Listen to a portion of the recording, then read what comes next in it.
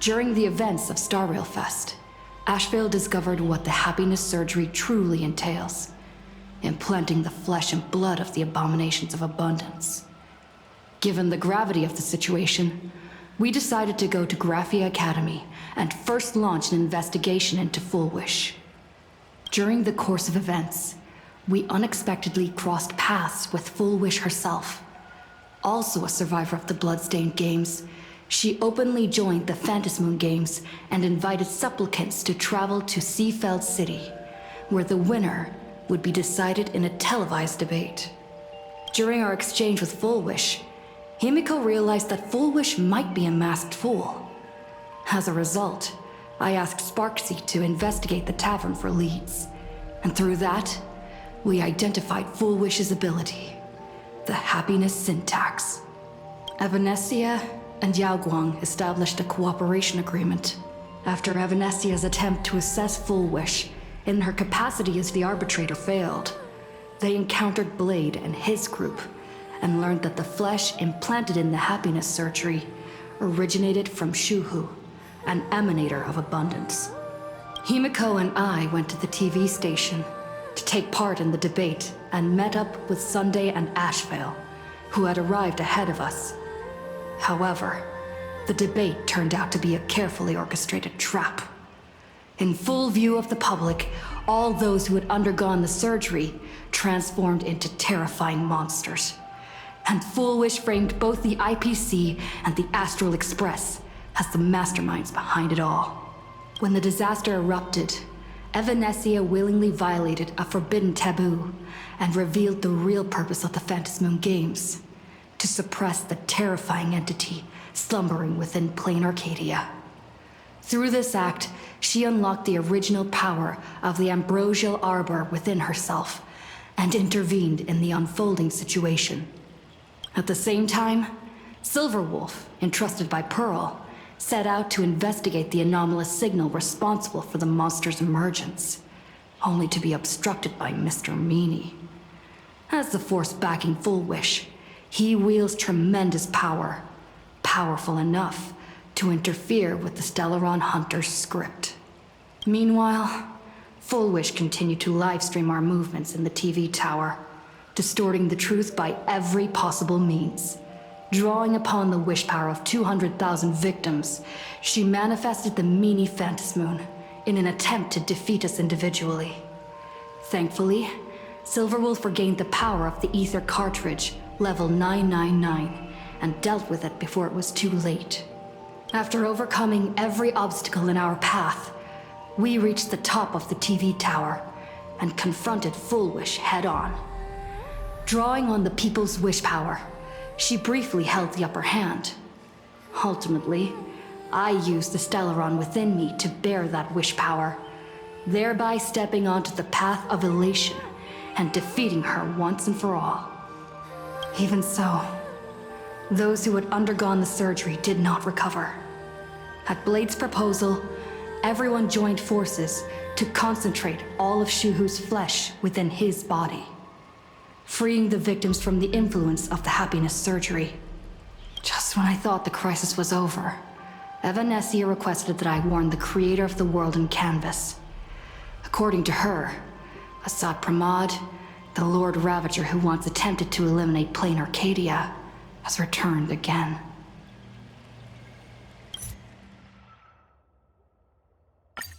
Hope City has been severely affected by the incident. Citizens are advised to remain patient and await assistance. Moving on to our special segment, the Phantasmoon Brief.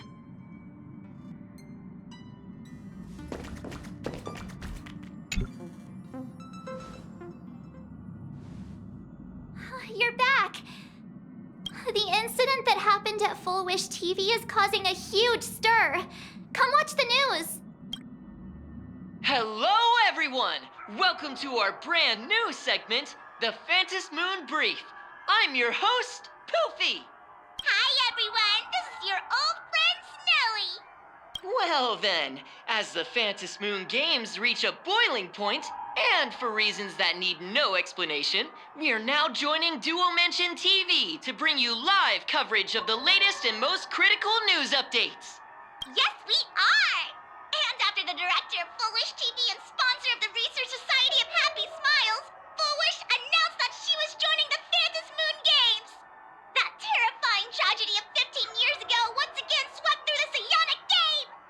The supplicant debate, slated to take place at the Seafeld TV tower, was cut short when out-of-control Imagine known as Joy Ascendants appeared suddenly and launched an attack.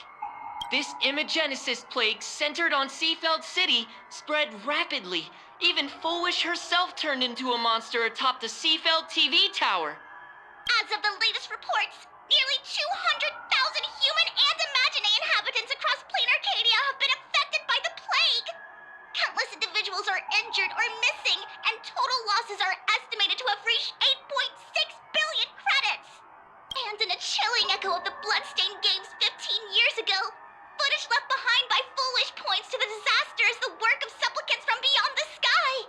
She identified the culprits as the famed cosmic hero, the Trailblazer of the Astral Express, and the wanted criminal, Stellaron Hunter Bladie, claiming they were responsible for the tragedy. But a spokesperson for the Department of Aberration Defense said the disaster was planned and executed by Foolish herself through her organization, the Research Society of Happy Smiles. They added that the investigation will continue and the organization will be shut down. Oh, how familiar that sounds. 15 years ago, they made the same excuses. What is the real story behind this? The Phantom Moon Brief will continue to keep you updated. Over 500 years ago, a prophet made a prediction. In year 1999, a terrifying devil will descend from the sky. Will this prophecy come true? Can Planarcadia safely make it through this crucial year? We will have to wait and see. Shame on them. How can they just say things like that on TV when it's not even confirmed? And the internet is flooded with fake news about you too. Also, those two hosts, weren't they from Full Wish TV? They were spreading nasty stories about you on the news before. And now look, they've immediately jumped ship after what happened to Full Wish.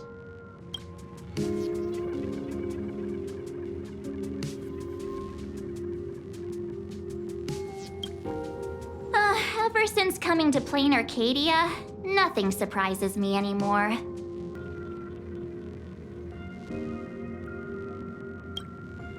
I'm happy you made it back safely, but somehow, you just don't seem quite the same. Oh no. You're trying to grow up and leave me behind. Don't tell me you're becoming the next Don Hung. No! Is this what it takes to become a hero?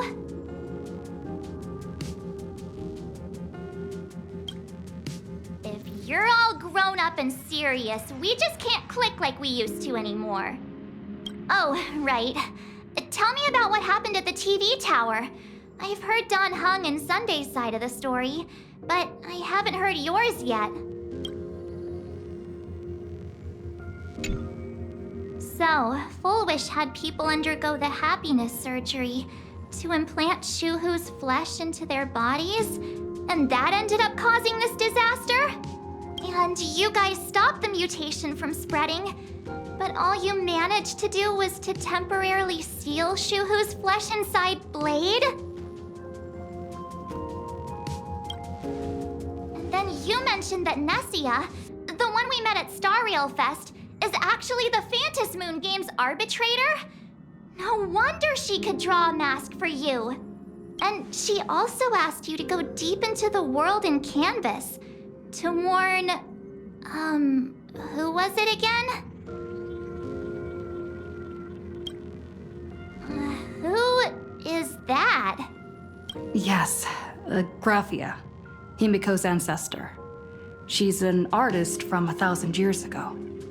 Himeko's ancestor? She's still alive? Wait, that's not even the most important part. Nessia asked you to warn Graphia that the Lord Ravager, Asat Pramad, is back? Oh, why does the Express have such bad luck? By this point. Whenever we go on vacation, I'm always ready to deal with random problems. But running into another Lord Ravager while on vacation? This is way over the line. A Lord Ravager, Evanesia's request, Shuhu's flesh and Blade's body, and the unfinished Phantasmoon Moon games. Suddenly, there are so many things to deal with. Feels like we're juggling a bunch of eggs all at once. One slip, and it's all gonna go splat. Are you okay?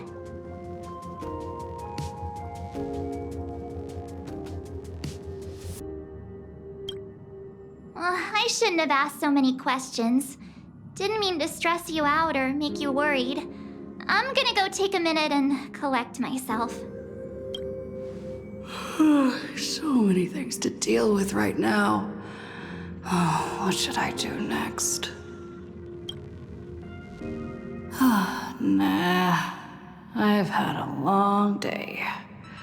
I should just get some rest.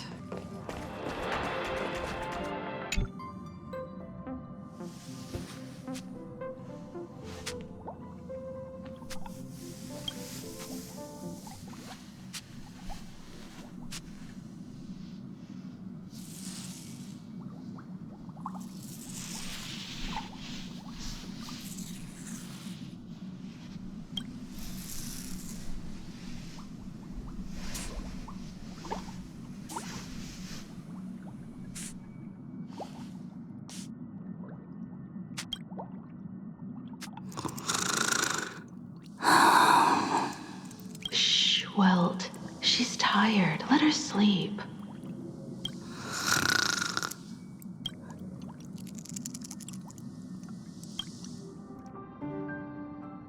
You're obviously tired. I never thought this vacation would become the prelude to yet another major war.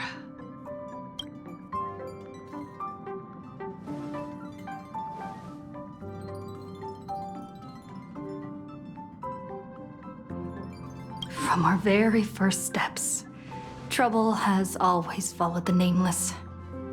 But this is way too much. Look at you now. It takes me back to when I first got the Express running again. Aside from Pom Pom, I was the only crew member on board, constantly stretched thin and feeling out of my depth. All I could do was note every problem in the navigation log, one by one. A world's coordinates that needed an update. A glitch in the Express's warp system. The notes were as dense as the coordinates on the astral charts, leaving me completely overwhelmed. Back then, I never imagined the Astral Express would one day have to face a Lord Ravager. But strangely, now that the time has come again, I'm not panicking at all. Come to think of it, it's because of you. Because of all of you. Along the way, we have defeated 2 Lord Ravagers. The Nameless who guided me before I set out once told me, keep moving forward, and the obstacles that once felt impossible to conquer will soon be behind you. And along the way, you'll find companions who are just like you. I've seen you grow through the Phantasmoon Moon games, becoming someone others can trust and lean on. And I heard the declaration you made atop the tower. I'm truly proud of you. That's why I want to share a story from the past with you. A promise from 15 years ago.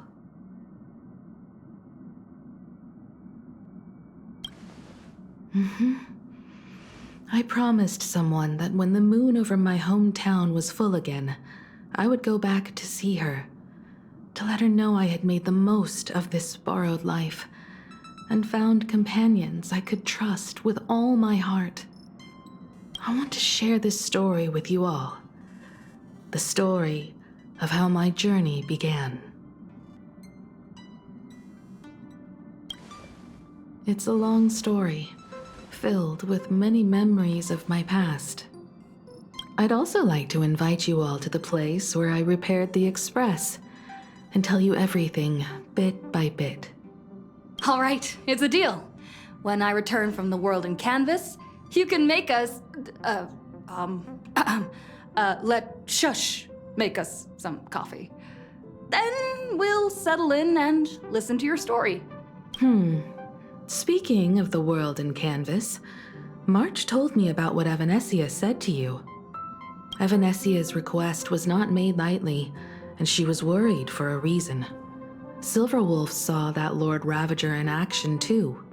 According to the records from the databank and the IPC's investigation, Asat Pramad's campaigns often span centuries, and the planets he targets all end up destroyed in freak accidents, leaving their surfaces covered in only smiling faces. 1,000 years ago, my ancestor Graphia created the world in canvas.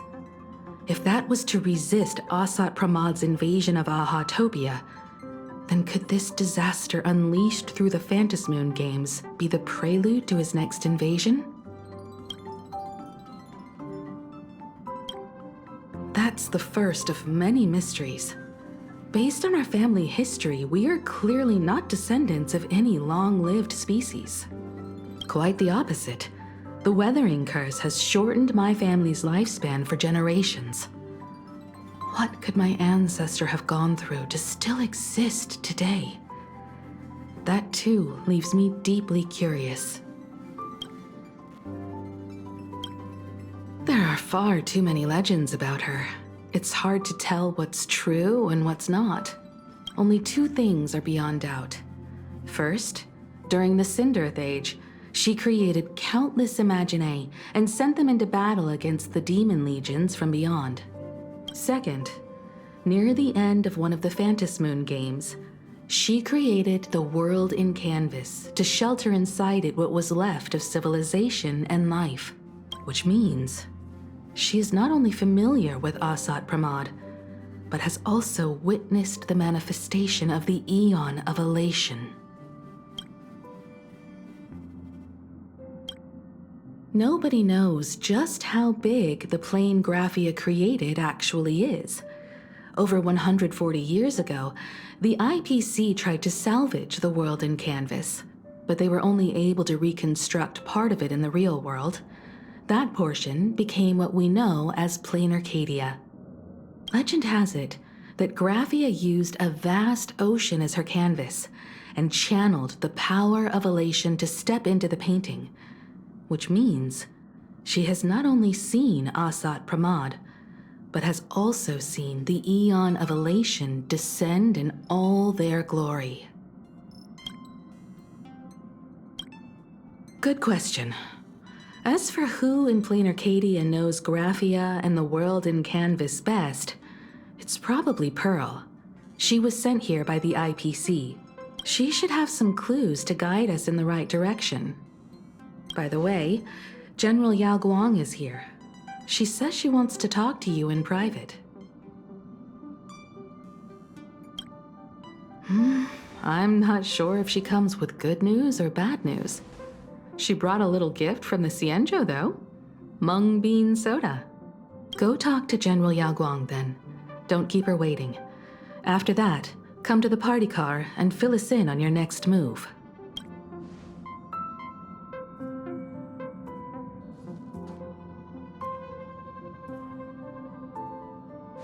Nice to meet you, Ishvara. I always thought that the arbitrator, Evanescia, would step in and punish Foolish for the disaster she caused. But, to my surprise, it was you who defeated Foolish. In my capacity as an Arbiter General, I extend my deepest gratitude to you for halting the plague and sparing countless lives from suffering. What I am about to tell you is something Evanescia risked breaking the rules to share with me. Please keep it a secret. Not a word of this leaves the Express. Sealed within Ahatopia's core is Ouroboros, the Veracity.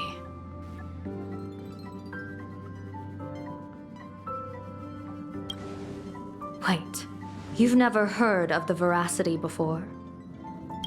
Come to think of it, they must be unfamiliar to most people. They were supposed to be recorded in the list of arch-enemies as an author of calamity. They are an ancient god of desire and consumption, an eon that evolved from a leviathan. But they disappeared so long ago that the Xianzhou Alliance never witnessed any of their deeds, and they were never recognized as an author of calamity. Well, they need no such title anyway. Beast of Calamity, Star Devourer, Void Maw. Just hearing these names, one can imagine what kind of monstrosity they were. A vast, writhing form whose slightest movement could crush entire planets, before swallowing what remained into an insatiable abyss. Rumor has it, they were last seen during the era of the Swarm disaster. They were hardly there to aid the Swarm, but rather to attend a cosmic-level feast, in which the Swarm served merely as appetizers, and the planets they passed were devoured as the main course. No one expected them to be here of all places, sealed away on this very planet, after vanishing for years.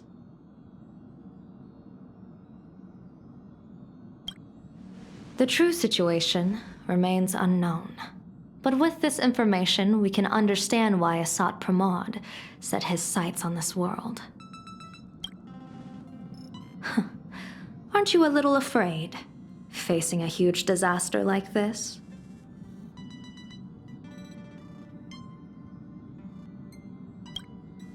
Interesting. You wouldn't flinch even if a star fell upon you. A true Ishvara. Fortune follows when fate hits its lowest ebb. Every crisis comes with an opportunity. Now that we know a force capable of devouring stars is deep in slumber at this planet's core, perhaps we could make it devour the problem inside Blade's body.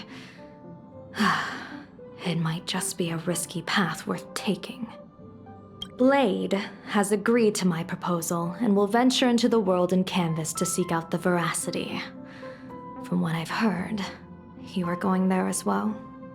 I cast a divination, and the hexagram shifted between the marsh and fire trigrams, yielding the judgment. Heaven and earth are separate and apart, but the work which they do is the same. In other words, though your paths may differ, they are destined to intersect. A funeral, or an adventure. Will it be a battle with only a 1 in 10 chance of survival to tear away Shuhu's flesh from his body and eliminate the Xianzhou's arch-enemy? Or will it be a journey in which he settles all grudges and never looks back? It all depends on how he perceives it. Blade agreed to my proposal, even though that little Stellaron hunter girl wouldn't stop objecting. Betting? No, I don't see it that way. We are not chips laid on a gaming table, nor dice tossed at someone's whim. We trust in people, in ourselves, and in those beside us, knowing they can change the course of even the most desperate battle. That belief is what gave you the strength to overcome Fullwish. It is also the only reason I stay for this world. My purpose has never changed. I am going to draw the elation into my divination, and overturn a fate marked for great woe. I have a plan for how to handle Asat Pramad if he strikes unexpectedly, but I still need more hands to make it work. What miracle could cap off these games better than a finale that humbles a Lord Ravager? It will be a tribute to the elation. The shadow of the Lord Ravager looms, and from here on, everyone must carry their part of the burden. I will take my leave first. Before I set out, I still want to say a few words to everyone.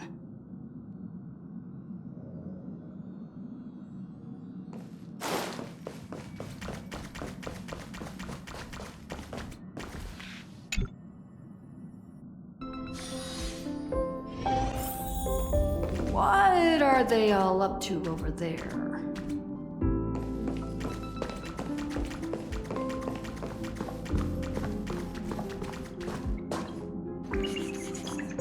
Oh, there you are. We were waiting for you. We're here to celebrate the Astral Express making it through another trial, of course. Pom-Pom's heard all about your latest adventure. It's a modest celebration, but a meaningful one. You stopped Full Wish's scheme, and that is no small achievement. Regardless of what the people of Planarcadia or the media may say, we raise a glass to you. Exactly. You knocked out the mastermind behind all those creepy whatever their name is. I didn't get to see it myself, but Don Hung described it for me. You killed it! Your victory gave Blade a chance to free himself from Shuhu's flesh. Thank you. With a Lord Ravager looming on the horizon, everyone will soon be heading off on their own missions. Before that, it felt right to have a small gathering like this. Now, let's make a toast. Here's to everyone who fights to protect this Arcadia. And here's to all of us. The Lord Ravager can throw whatever he wants at us. But I know the Astral Express will keep streaking across the stars. Thank you. All of you. Having you by my side is what gives me the courage to face the future. I'll carry this strength with me through the rest of this journey. Cheers!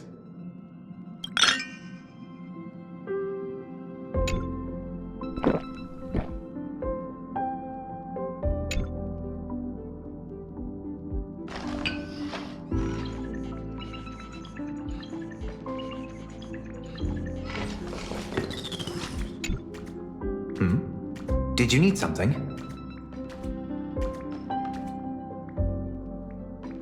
I need a break. I felt worn out ever since coming back from Seafeld TV Tower. Right now, it feels like I'm back in Oak Manor's banquet hall. At those parties, no matter how tired I was, I'd have to clutch my glass and smile, keeping myself calm. Mr. Yang insisted I should get a full day of sleep, but I didn't want to miss the chance to toast with you all. I should thank you for letting me embark on this journey.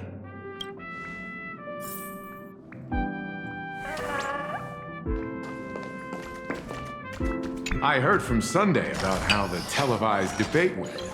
We won this battle because of you. When the televised debate began, a crowd outside the station gathered to protest the Astral Express and nearly broke through the barricades. But the moment the Joy Ascendants appeared, they scattered without a second thought. I guess people know deep down which is more dangerous, a made-up villain or an actual threat. But I am more concerned about you. I've seen the footage of your fight with Full Wish. When you returned to the top of the tower, an enormous surge of power seemed to erupt from you. It reminded me a lot of when I saved you at Herta Space Station. Did you tap into the power of the Stellaron? The Stellaron can be awakened by a wish, but its immense power always has a way of warping reality. As the wave of wish power surged toward you, it brought hope and blessings, but also dark intentions and malice. What might it do to the Stellaron? We have no idea. Be careful with this power you have, no matter how tempting it may seem.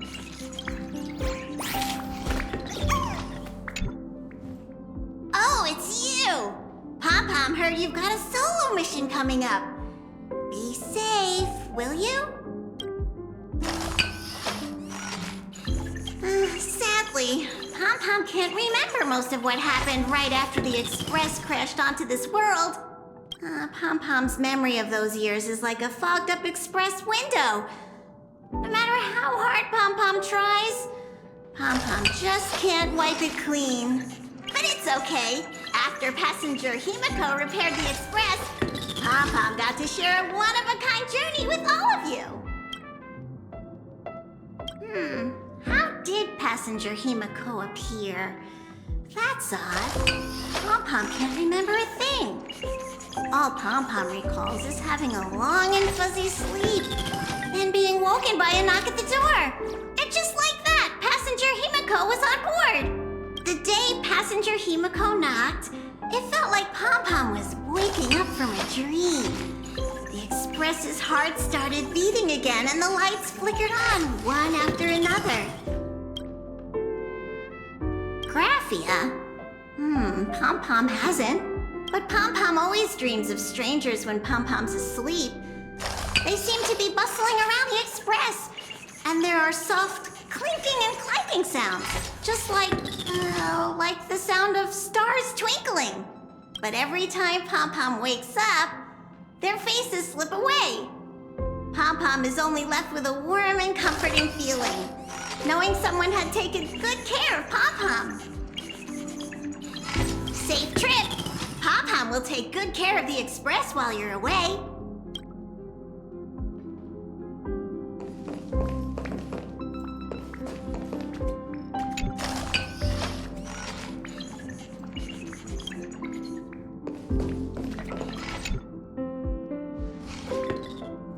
There you are.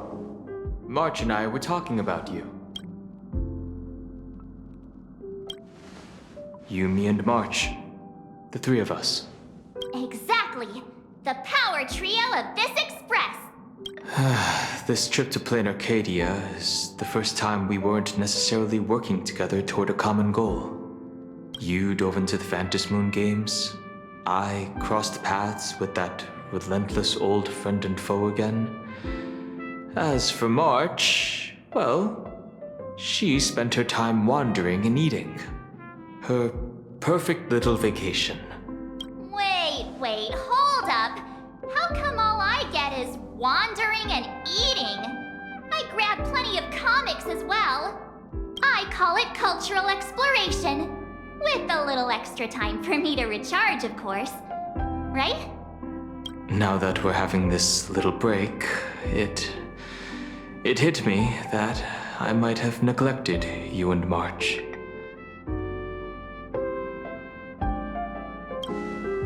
Why are you suddenly acting like the adult here? Blade has accepted General Yao Guang's proposal. Perhaps he has finally moved on from past grudges and that abundance curse, and is now ready to do something for himself. It's going to be a path fraught with danger.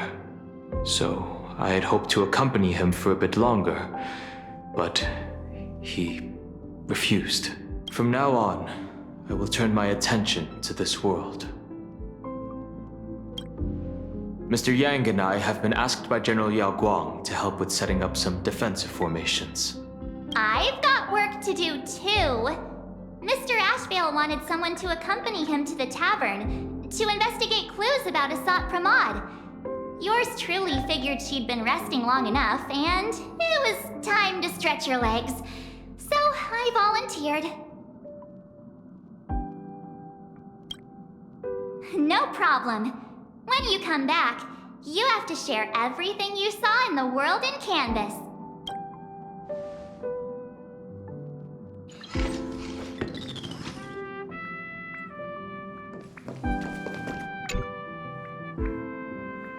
Just in time. I've talked to Madame Pearl. She will handle all the arrangements for your passage, so you can enter the world in Canvas to find my ancestor Graphia. Actually, I hoped you could take some time to rest first. Once you've fully rested, you may make your way to the dock in Seafeld City. Madame Pearl has a special ship waiting for you there. It will take you to the border between this world and the world in Canvas, a place known as Inkford Hermitage. That's your final stop before entering the world in Canvas, a place to gather your supplies and rest up before you set out on the journey ahead. I know you'll have to go alone this time, but I don't think it'll be dangerous. After all, that realm was created by Graphia, my ancestor. The thought of it makes me feel calm, in a strange but comforting way. If you get to meet her, please give her my regards. Please tell her that one of her descendants became a nameless on the Express. Go ahead. Set out once you've rested up. I'll be here with Welt and the others, awaiting good news from you.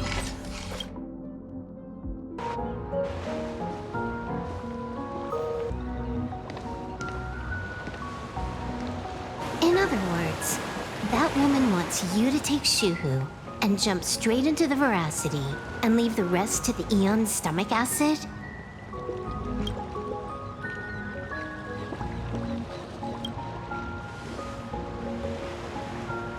And this is between me and him, right? Why are you tagging along? Relax. I'll say my goodbyes and be gone. A dignified funeral, If you ask me, this ending is indeed grand enough. I don't care about any of that. There's only one thing I care about. Does he have to die? Here's a piece of advice, little cub. Whether he lives or dies is his choice. That's the one thing you don't get to decide for him.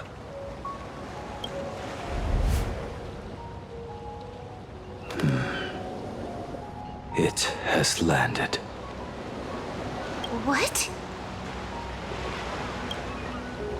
Nothing. Just a seabird landing on the rocks. A blade forged of mortal steel cannot sever an undying fate. If Shuhu is to be put down, the options are few. And that Leviathan is one of them. In time, people will say this. The culprit of the Juming gave his life for the greater good and plunged into the abyss alongside the abomination.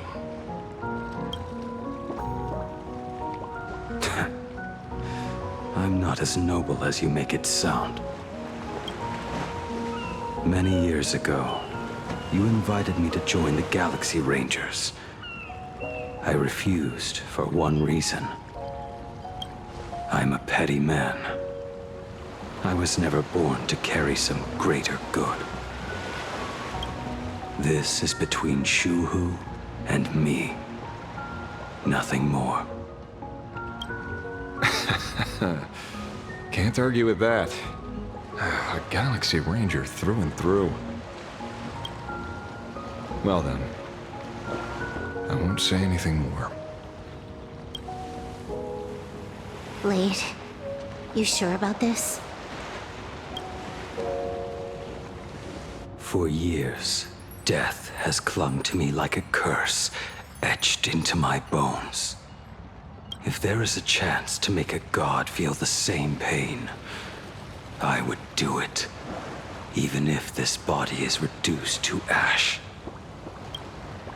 As for everyone else, there's no need to drag them into this. We'll proceed as Yao Guang proposed.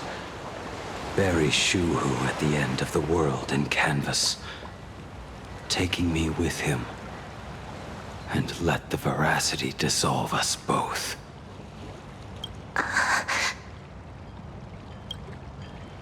Take care.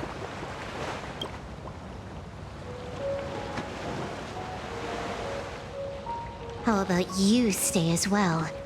You might as well see it through to the end with us. Planarcadia has bigger problems that need my attention. Your instincts were right.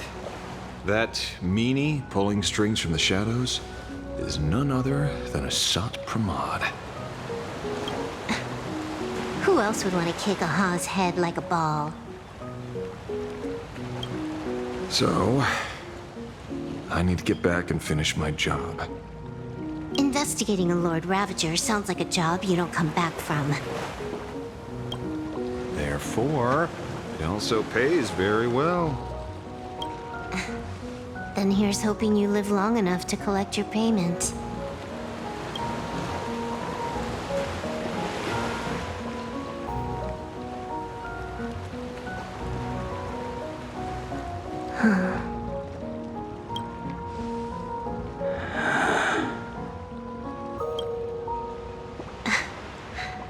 Every time, when it's just the two of us, you go quiet. You know what I'm going to say. The seabird's flown off. It's time for us to go too.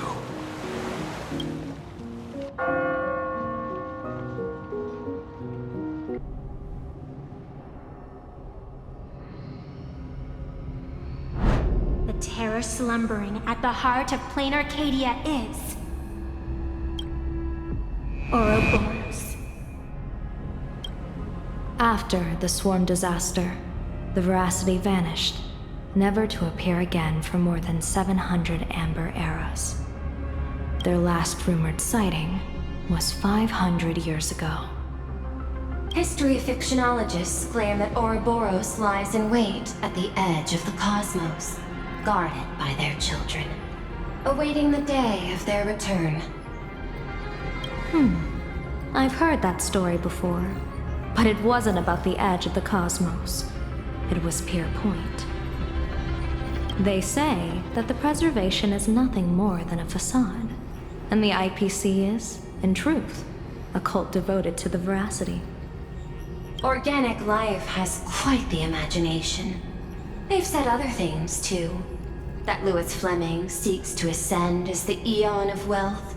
That the Council of Mundanites are mere hounds of Dr. Primitive.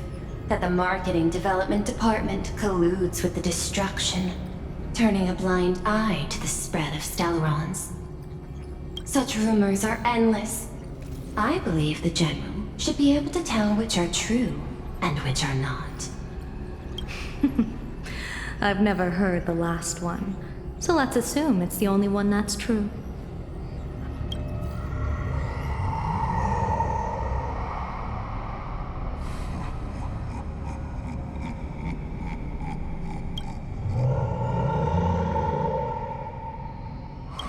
Such terrible breath. Once this Leviathan awakens, the Arcadia's destruction would be all but instantaneous. For now, this remains conjecture. The sealed remains appear to be a husk that Ouroboros once shed. Why it's here, and how it's connected to the elation, remain unknown. Yet even a fragmented remnant of an Eon is a threat that can't be ignored. The calamity of the Leviathan must not be allowed to re-emerge in this world. Naturally, that is why I'm here.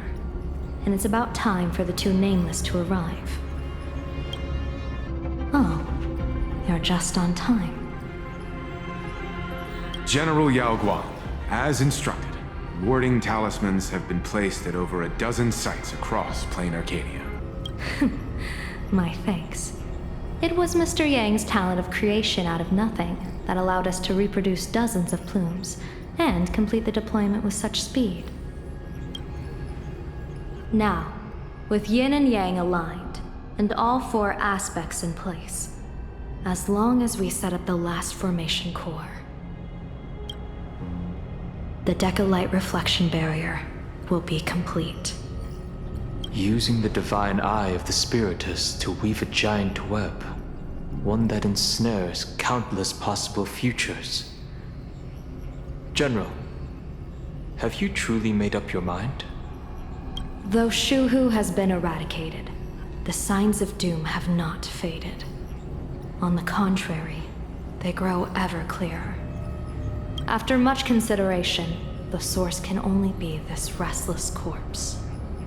One crisis is yet to pass, and another is already upon us. The Arcadia's ley lines were already riddled with scars, and now even the ancient tree's seal is starting to loosen. While Evanesia is asleep, someone must take up her duty to guard this place. But defending isn't the way of the hunt. If you don't want to become the prey, you must become the hunter. General, do you intend to go on the offensive and suppress the remains of the Veracity? How could I? The Joy Seeker could barely confine that husk using the Abundance's ambrosial arbor as its cage. I'm not that arrogant as to place myself alongside the gods. I'm not here to guard against an Eon, but against a lesser menace. Lord Ravager Asat Pramad. This barrier is prepared for him. Asat Pramad has been meddling with the game from the shadows. His intentions unclear.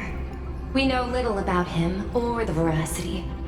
By chance, however, a friendly citizen has provided us with intel. Ouroboros' remains are in Ahatopia, aren't they?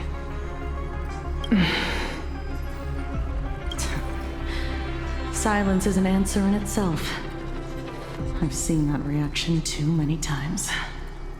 I'm not surprised that you were the first to discover it. You were in the Torn Scroll too. The probability of you noticing was 24%. That's a little low, don't you think? I'd put it at well over 90. What I don't understand is this. There were countless ways to verify your hypothesis, yet you chose the most unconventional one. You bypassed security and broke into the building to confront me in person. What is your objective? This is no confrontation. It's a warning, Madam Pearl. I'm a security officer, and there is only one reason I'm here. While everyone else is fixated on the Phantasmoon games, only the Department of Aberration Defense is watching other places. Like the location where the new Herald of Death case was closed? Correct. The incident involved 4 Daybreak Warriors, 3 nameless, 1 detective, and 1 officer. But just moments ago, a 10th set of footprints appeared at the scene. After the investigation, we learned that the traces were left deliberately. A blatant provocation. The Lord Ravager bent on destroying the Elation came uninvited. Make no mistake. Planarcadia is a stage he chose with care, and drawing the Abundance into the fray was hardly a win. Our top priority is to dispose of Shuhu's flesh properly to prevent it from falling into the wrong hands and causing another calamity. That said, we cannot afford to ignore Asat Pramad's next move. This giant web is prepared for that very purpose. Once the entire planet is folded into the divination's trajectory, under the gaze of the Omnitia, all possibilities will be laid bare.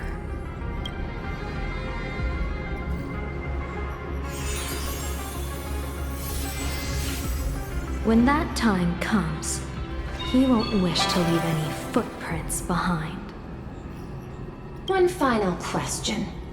Why did the Lord Ravager choose to visit this place? Does he have an ulterior motive? Or is this merely some twisted joke? That question should be left to the professionals. Don't forget, we have a detective who can't seem to rest. Let's hope the accumulation of variables can tip the scales in our favor.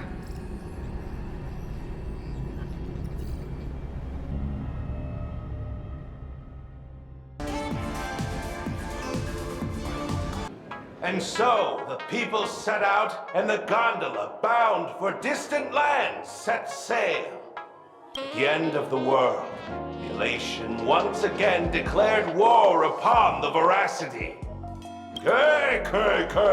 Frail little humans! Ouroboros split their mouth wide open! Whoever can fill my whole mouth with but a single thing shall receive a reward. My tongue. The fool known as the Shepherd captured a comet, but it wasn't even enough to fill the gap between the Veracity's teeth.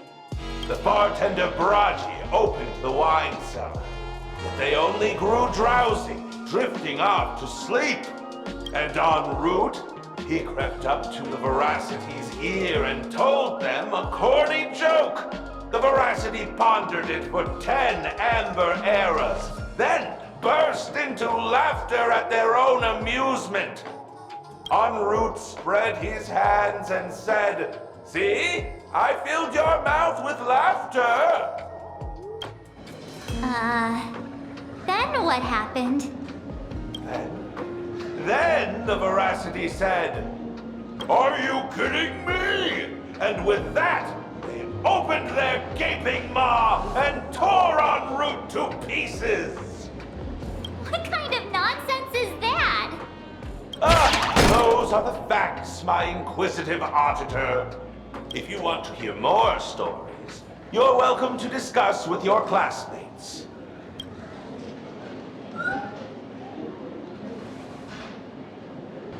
We came here to investigate the veracity in Asat Pramad, but all we got were stories that only a 3-year-old would believe. Rumors don't just appear out of thin air. It's just a matter of how much truth you think they hold. At least 90% of that was made up. Sometimes that last 10% is all you need.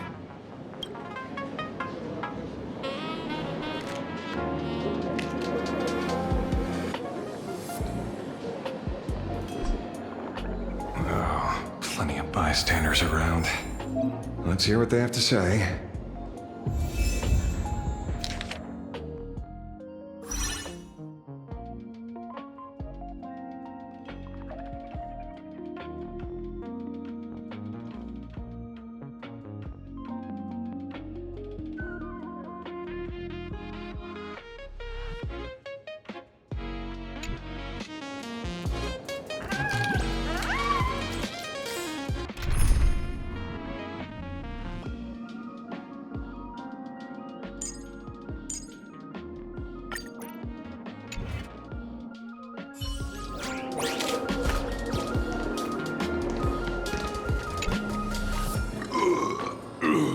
You two asking about the veracity?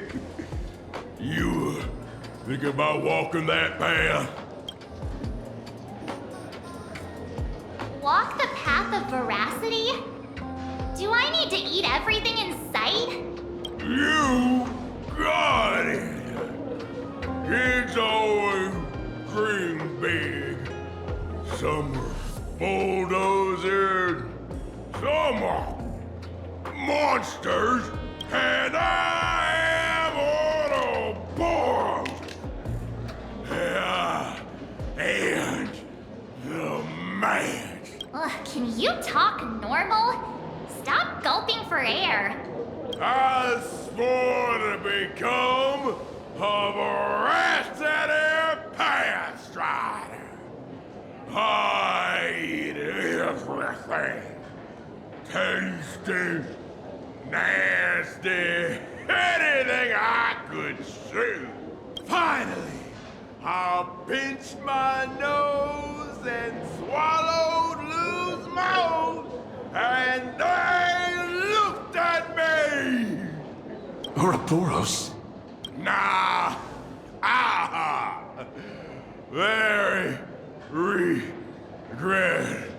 regrettable. Enough already. I'm telling you, it was all bluffing. The fools didn't lose.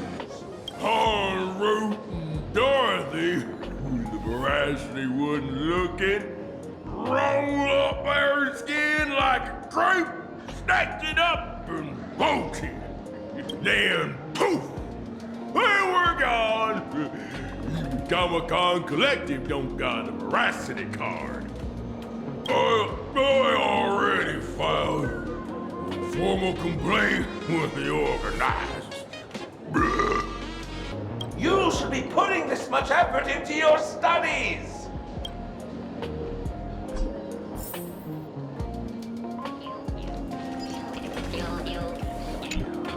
They say a dull pen beats a sharp memory.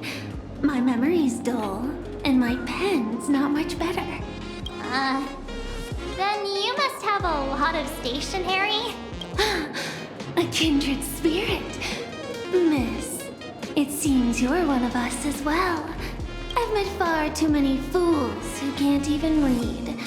Oddly enough, those of us who truly love learning are the rare ones. Interested in studying the knowledge of the laughter? I have a reference book here. You can have it.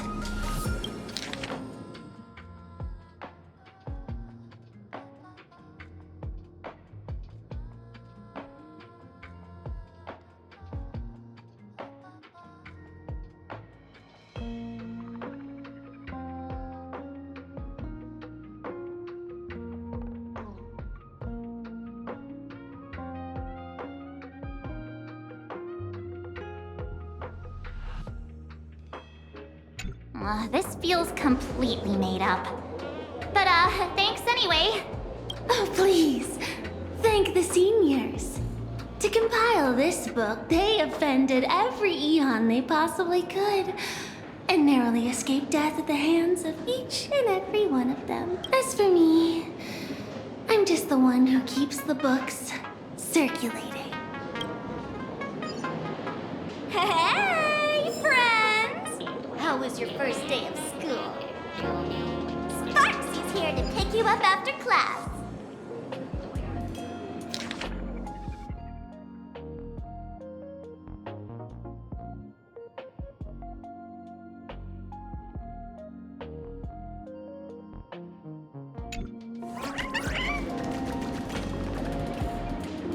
Where were you just now? You opened the door for us and just disappeared. Don't tell me you're up to something again.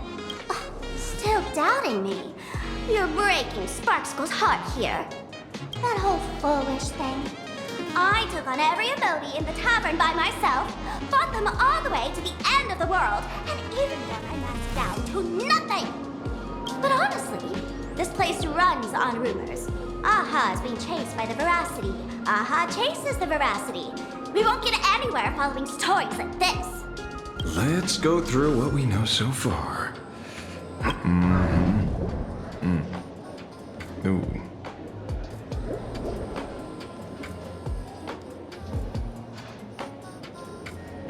Yeah, it's a complete mess. So, after a bit of thought, Lady Sparksy came up with a brilliant idea. I borrowed a nifty little gadget from a friend. The Unreal Sparks and Spark! No idea how it works, but apparently this light bulb makes you smarter the moment you put it on. Does this friend know you borrowed it? Asat Pramad has a gun to our heads, and this is what you're worried about? He'll find out one day. Well then, I'll go first. It, doesn't look very reliable. Are you sure about this? No worries. If anything goes wrong, the friend in my head will protect me.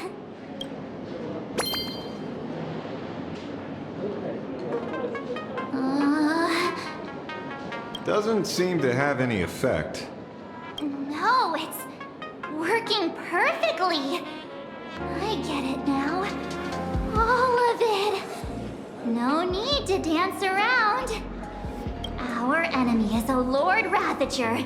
There's only one question we need answered. How does Asat Pramad plan to destroy Elation? Correction. The effect is very obvious.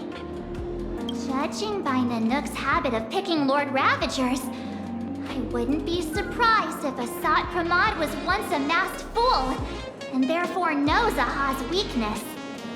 The Arcadia is like a microcosm of eons and paths. People indulge themselves in fabricated happiness, unable to pull themselves away from it. Many have expressed their concerns. This isn't elation. Aha is playing with fire. A classic social realist deduction. Old-fashioned. Ooh, but effective. We're closing in on the truth. Yes. The answer is all but revealed. You are Asat Pramad, Sparksy. Do you have evidence? Of course. The truth is so simple that everyone overlooked it. The evidence is...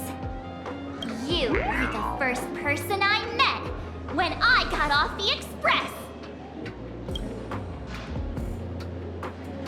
If I am Asat Pramad, would you and Grey Hair have been able to walk out of the school alive?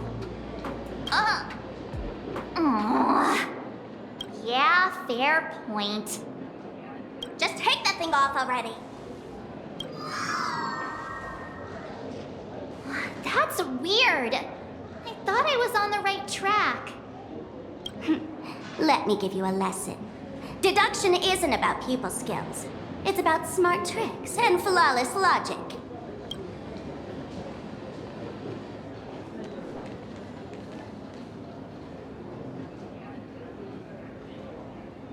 Watch and learn.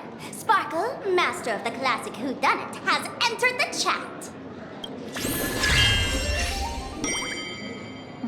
You changed your clothes just for this? First of all, Ouroboros likes to eat.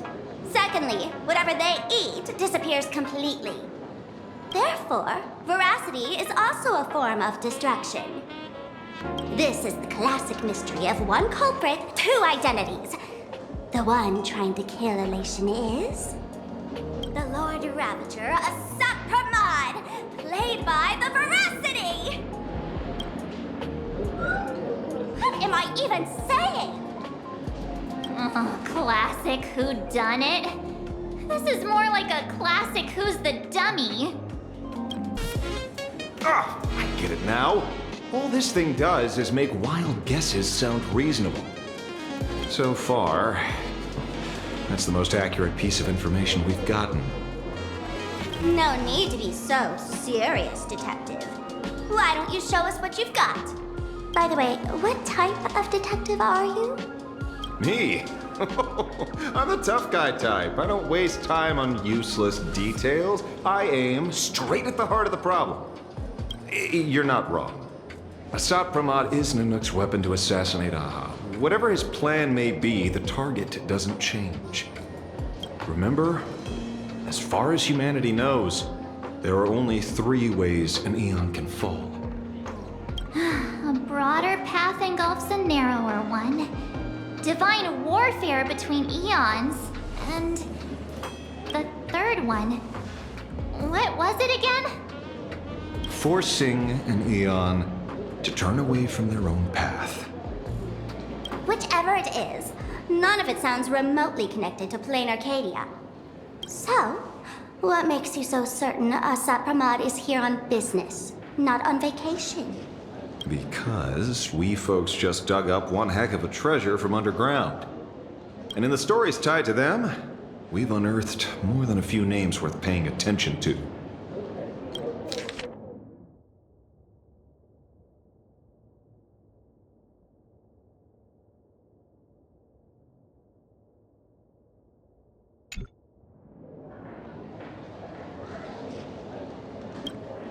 An old pal who can't stop lying.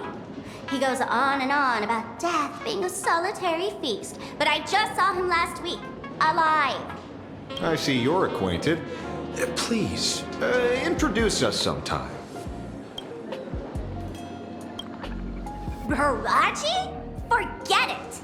He's good behind the bar, but slippery as an eel. Ask him to work for Nanook, and he'd run away on the spot. The former bartender of the tavern, everyone knows him. Couldn't be him. That's just a title. Anyone with a girlish heart can call themselves Dorothy. Between you and me, Director Sparkle used that name once too. Guess when? Looks like this clue has little value to it. Him? He caused trouble in Gotham City a few days ago. Pearl threw him into prison. I know. I was the one who caught him. Right. He's the one I can't stop thinking about. The stories change every time, but they all circle back to the same logic. En route defeated the Veracity by some means. You're right. Then who is this en route? Do you know him? En route. Of course she does! Everyone in the tavern knows that name. Long ago, its owner grew tired of jokes, cast aside his mask, and walked away. Some say he became a mourning actor. Others say he jumped into IX's black hole. But none of that matters. What truly matters is that you have my unreal Sparks and Spark. I knew it. Give it back, give it back! That's a big order my client wants immediately! What do you mean, give it back? It just wandered off, and I happened to find it on the way, so I brought it home. You want it? Here, take it now. Absolutely not! Wait, right now? This doesn't sound like you at all. No. If it's a no, it's a no. Guess I'll keep it. Bye-bye. Get back here! Sir, do you need to hire a private detective? Hey! Can you catch her for me? Of course. I'll have that thing returned to you safe and sound in half a day. But, in exchange, I'd like you to elaborate a bit more on what you were saying. Oh, so that's why you're here. Now, old Sempo's intel isn't cheap. Waiving the fee won't quite cut it, will it? Name your price. Put it on Pearl's tab. Ha! Just kidding. Money talks boring. Besides, the Astral Express and I go way back. Oh, and I wouldn't scam you two. The en route you're looking for lives up to the name. There's nowhere he can't reach. Only places he hasn't been yet. He's the gold standard of the masked fools. He only shows up where he's least welcome. A morning actor's stage, a friend's wedding, even inside the Veracity's mouth. All for the sake of a good laugh. Oh! That lines up. Sounds like the origin of the legend. So, he's a friend of yours? Not a chance! Back when old Sempo was still a kid, en route was already a name in the history books. He left the tavern during the Second Prosperity. They say after hearing 30 trillion jokes, he never laughed again. Before he left, en route said one thing that, at the time, no one cared about. Elation has been dead for a long time. Where did he go after he left the tavern? The tavern has 10,000 mouths, all telling different stories. All I know is this. He said he was headed for the true world's end, and then he vanished without a trace. How do you know all this? Oh, I've been around long enough to have my own channels. Just trust old Sempo. And about catching Sparksy? Leave it to me. I keep my word.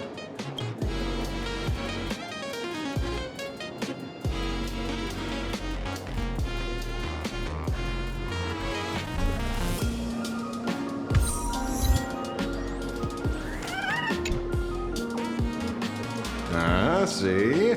You only need that 10% of the story to be true. The last thing he said was really scary. So many unanswered questions about en route. He has to be tied to Asat Pramad somehow. But our leads at the tavern have run their course. Let's go pay a visit to another expert next.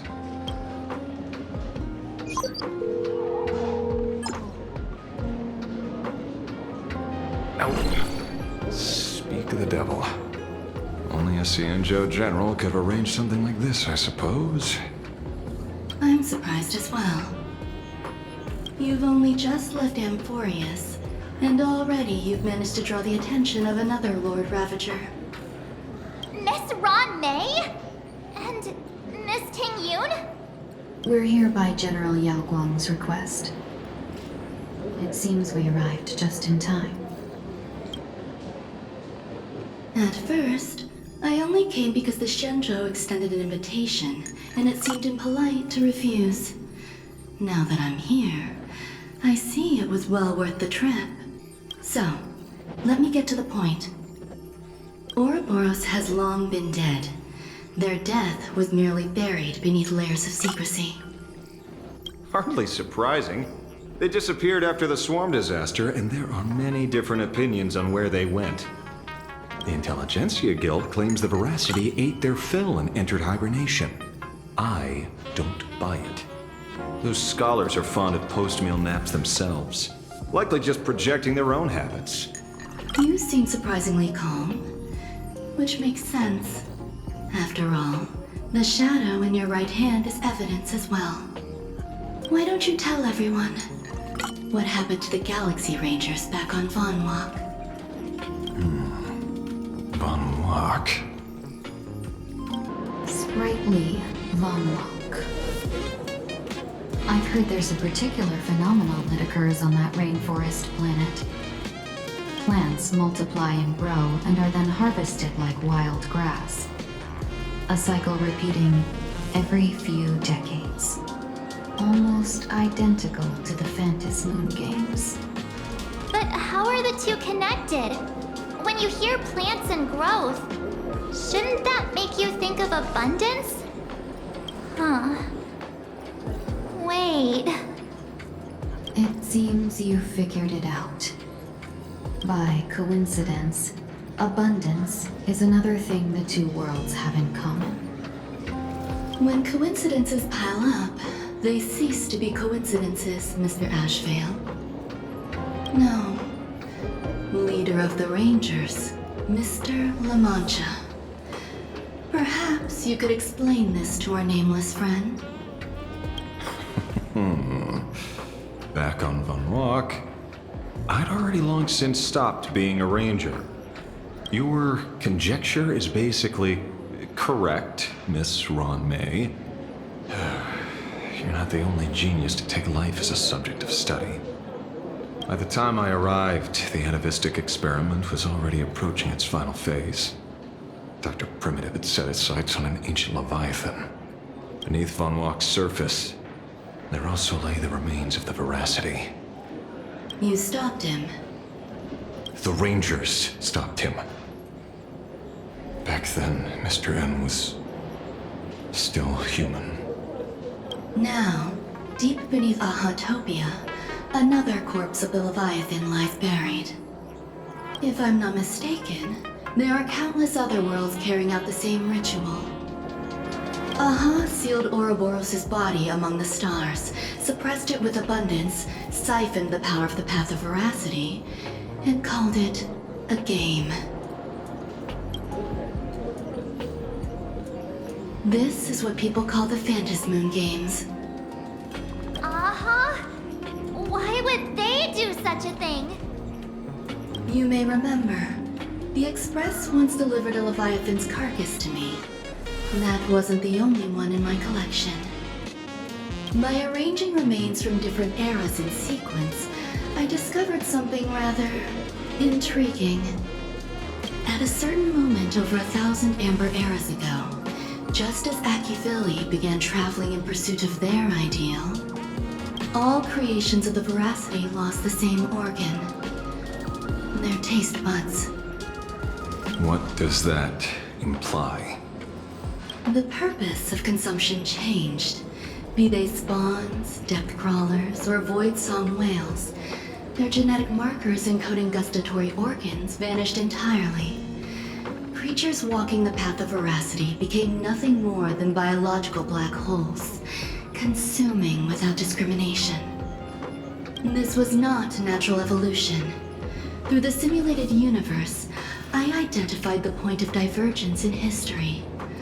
A concept had disappeared from the path of Veracity. Consider this. What do taste buds provide? Yummy flavors? Precisely. Savoring something's aftertaste is an act of elation. So Aha stole the original Prima Mobile of the Veracity? The simulated universe proves nothing on its own, but the primal desires of life have always been entangled. Think of it as my intuition. The conflict between the eons of elation and veracity stretches all the way back to primordial times. How many people know about this? There used to be 2. I only told Yu Qing 2. Now there are 5. After this, I can't be sure. Exploit the old conflict between Aha and Ouroboros to ignite a divine war, or allow intersecting paths to devour one another.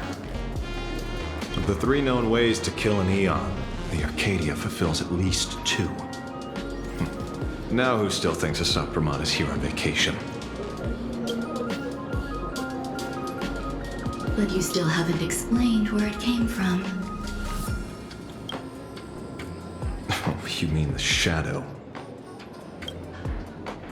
It has nothing to do with Funwalk. Oh? Call it a twist of fate. This isn't my first encounter with the Astral Express, nor my first time dealing with a Lord Ravager. When my home was destroyed by Zulo, I had a brief encounter with a former navigator. A navigator of the Express? Yes. Starseer, I see. He'd already retired by then. He was the one who told me about the Shadow. According to IC, he was one of many remnants left behind when the Express first carved paths along the edges of the cosmos. I led the Rangers to suppress the Shadow and devised the plan to assassinate Zulo. But I never learned why it was there in the first place. Don't you find it strange, Mr. Ashveil? Strange? When coincidences pile up, they cease to be coincidences. Like an experiment with results that are too perfect, it's enough to send a chill down your spine. If you don't mind, let's walk through the whole thing once more. Earlier, what did you two uncover in the tavern? Someone suspected to be Asat Pramad knew about the Veracity secret. Before disappearing, he said he was headed for the end of the world. And then? Who did he say the Shadow belonged to? A former navigator. The Shadow was a remnant left behind when he charted the cosmos. If the world's end isn't the tavern, then where is it? I don't know if anyone can answer that question. Not even Ashveil.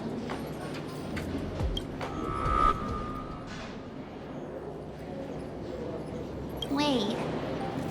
Don't tell me. En route only goes where he isn't welcome. After leaving the tavern, he went to the Astral Express. The detective game is over.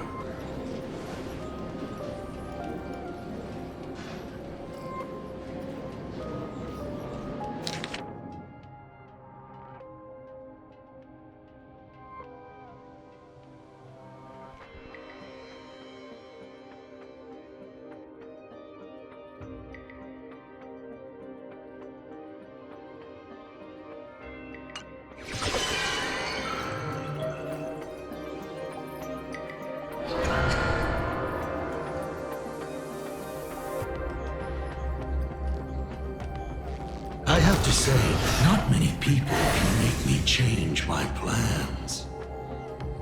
Whether in the past or present, you've always been one of them. So, it is you. You know how it is, kid. I've always enjoyed arriving uninvited.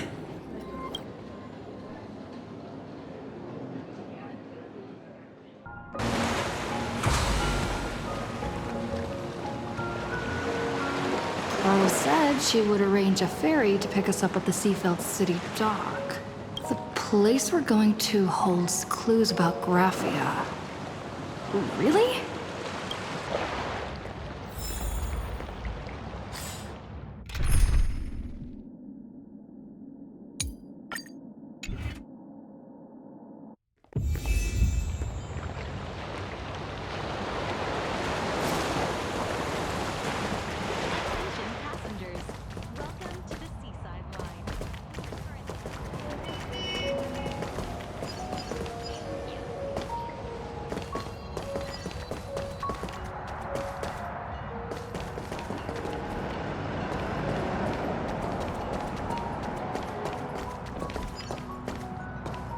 It is an honor to, well, shall I say, be of service to you again.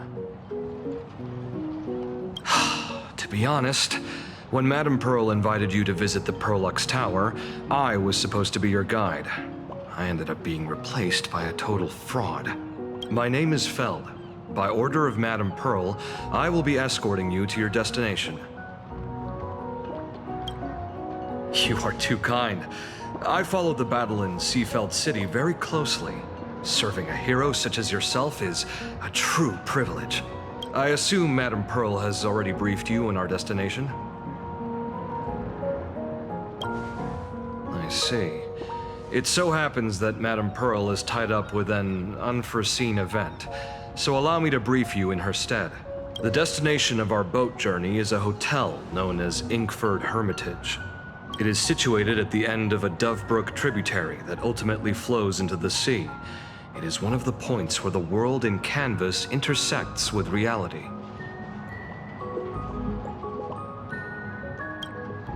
Yes, to be precise, she lived there 1,000 years ago. Legend says the miraculous encanvassing of the mortal world happened there. Would Madame Pearl, a die-hard fan, pass up a sacred site like that? Word is that Madame Pearl just flicked her wrist, signed a check with an astronomical figure, and bought the whole plot of land. She also snatched up every single piece of Graphia's lost works she could find without bothering to verify their authenticity. Whew, I guess money really does let you do whatever you want. That's not even the half of it. I don't know where her obsession comes from, but she's dead set on the idea that Graphia is still alive. If she gets even a whiff of anything remotely related to Graphia, she's got her people on it at the snap of a finger. But all they could find were Imagine knockoffs. Random, pretty redheads based on nothing but imagination. I bet her reaction went something like this. Objective. Locate the original.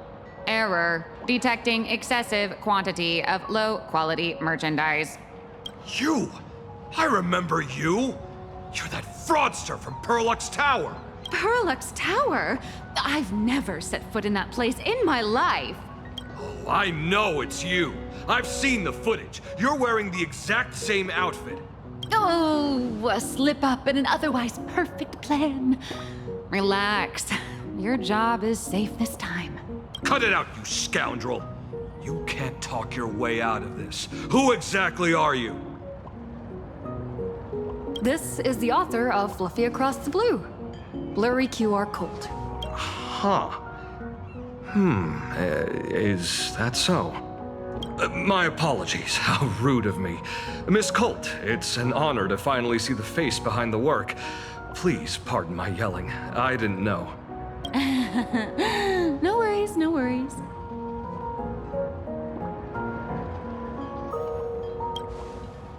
It's only normal for a famous comic artist to travel with bodyguards, no? Miss Blurry QR Colt, let's be clear. You are being transported under escort.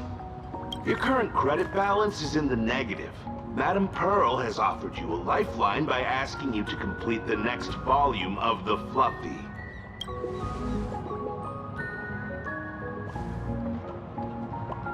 Whoa, this is not my fault. Remember Alloy King Pom Pom from Perlux Tower? I tried to put everything on Pearl's tab, but she found out and charged it back to me. Who knew a figurine could be so expensive? It cost me more than my entire savings.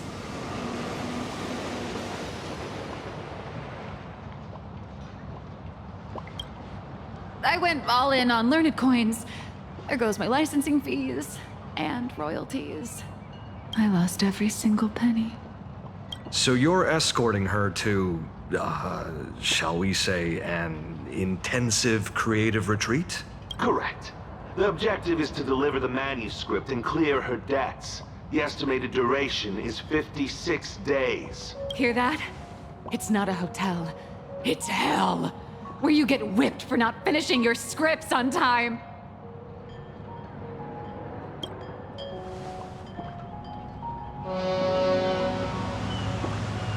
The boat has arrived. When you're ready, let's begin our journey to Inkford Hermitage. Please, mind your step as you board.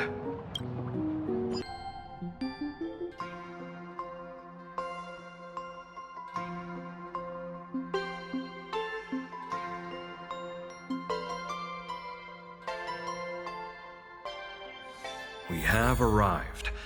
This is the snowy shore of the canvas world, Inkford Hermitage. Oh. Are those Wispae floating on the water?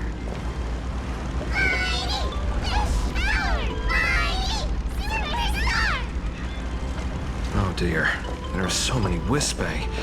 They are blocking the boat's route. But no need to panic. Please follow my lead.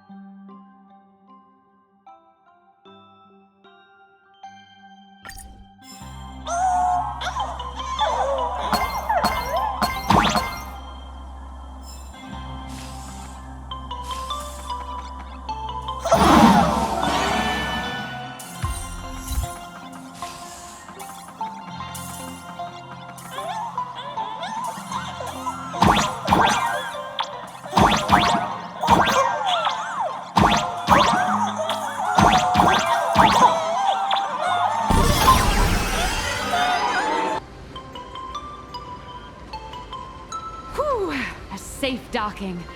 For a second, I thought we were going to hit an iceberg or something.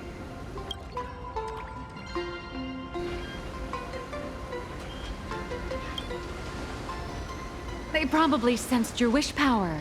You are the Phantasy Moon game superstar, no? Look, one's trying to hitch a ride on you.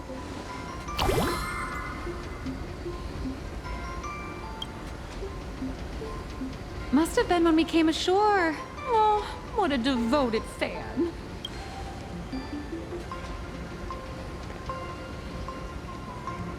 Everyone, welcome to Inkford Hermitage. I was imagining a Benzai Tengoku-style manor, or something. So you demolished your idol's old residence and replaced it with a luxury hotel. Of course not. Benzai Tengoku vanished more than 1,000 years ago. The original structure is long lost to time.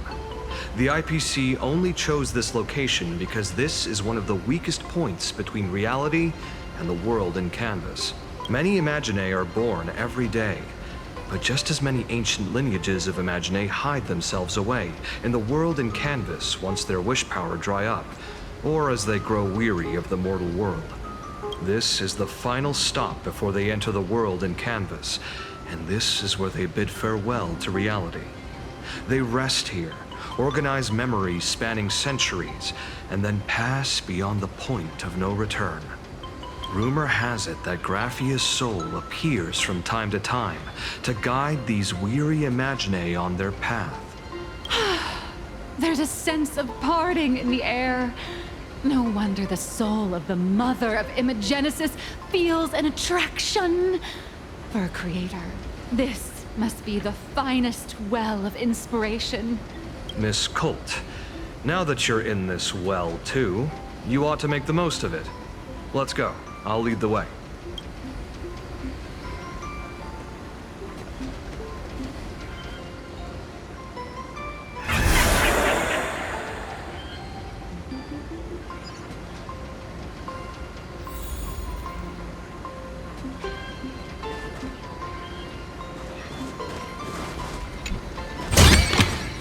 Is that all?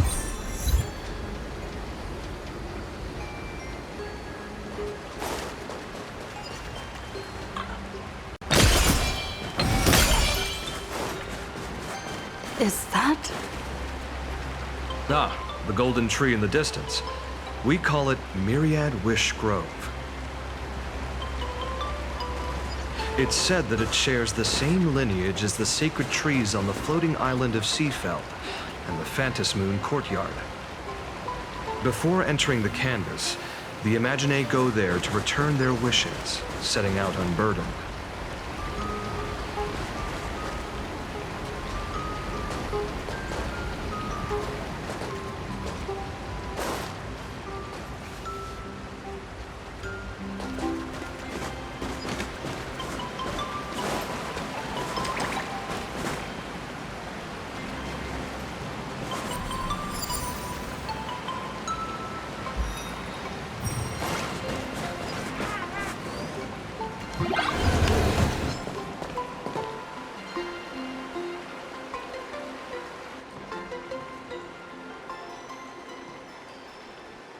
We have arrived. The hotel staff will take over from here. I'll take my leave.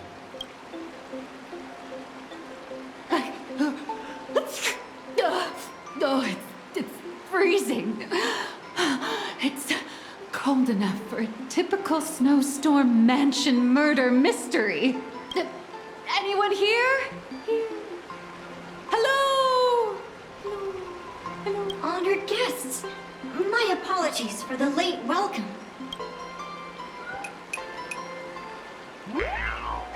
Oh, no wonder it's so cold. It's an actual snow wispy. Hello there, little one. I am the lobby manager, Casper. You have a very high body temperature. Please, try not to overheat the room. Allow me to introduce myself. I am the popular comic artist, Bladie. The former comic artist, Miss Nihilux. Oh, my true name is gone, just like that. Oh wait, did you say former? The big shots upstairs gave me a heads up. You are now an asset of Perlux Corp. You'll be staying here until you finish your next volume. Every guest in this hotel is an Imaginae with quite a history. That Arcadian over there? That's a former superhero. Which one? Never heard of him. That one over there is one of the oldest strangelings. They're a former Kappa. These days, they work as the hot springs manager. A Kappa? Didn't that lineage of Imaginae go extinct when the IPC first arrived? There are still a few survivors that slipped through the net. As for Casper and myself, I am a former frost giant. Little old me was once a tall, mighty, and majestic giant. Of course, that was back in the Cinder Age. So you're basically an antique who knows a bunch of old secrets.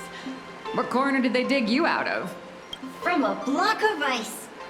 It is sad how a giant block of ice melts into tiny pieces over time. I have forgotten the names of most of my friends.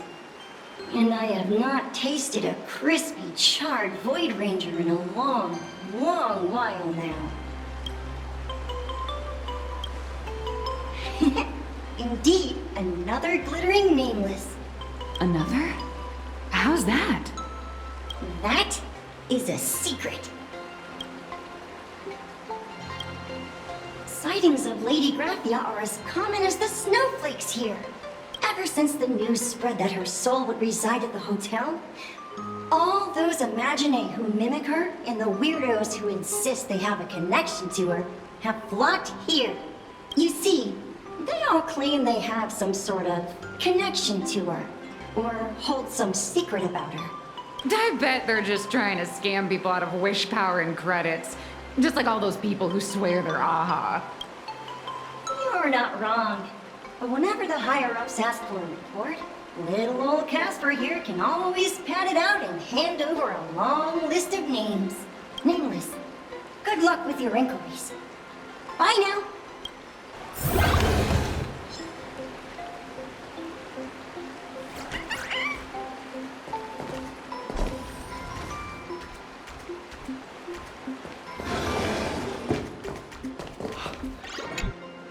You can see me, and I shall hide no longer.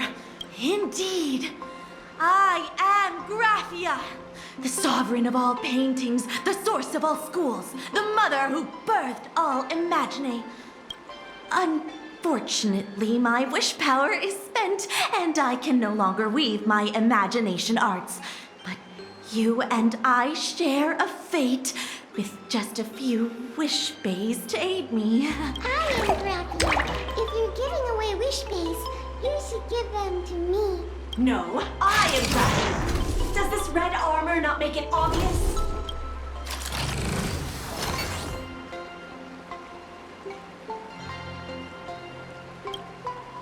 I don't care which. One of you, come help me fight a Lord Ravager. A Lord Ravager? To be honest, we are Graphia, but we're not Graphia. Simply put, we are Imagine born from people's imaginations of Graphia. As for me, I was sketched by a rather unskilled illustrator for a history textbook, which explains why I look a bit rough. I am a wish bay formed from the concentrated longing for Graphia in Planarcadia. I am the armored goddess Graphia, from the 52-episode animated series Apocalypse of Ashes, Mecha Wars. Care to witness my signature move? Dance of the Inkblade.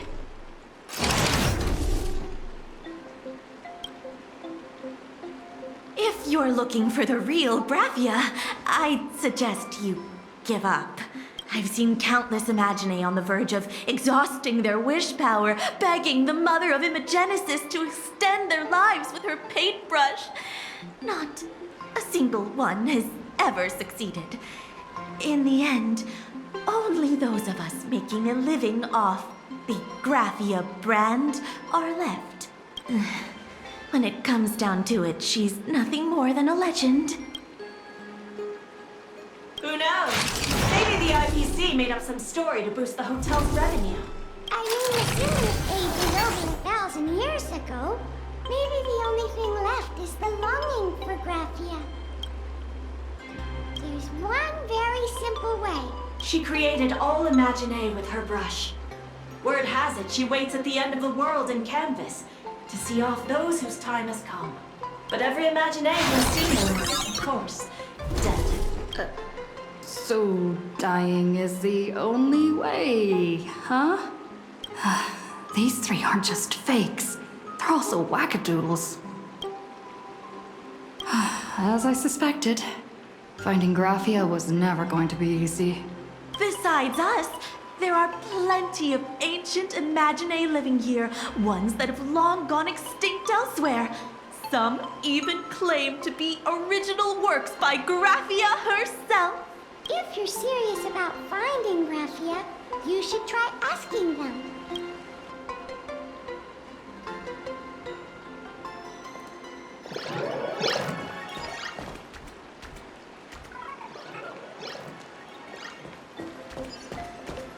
I spent my whole life doing hard labor in a frozen wasteland. Death rewards me with hot springs. Way to go!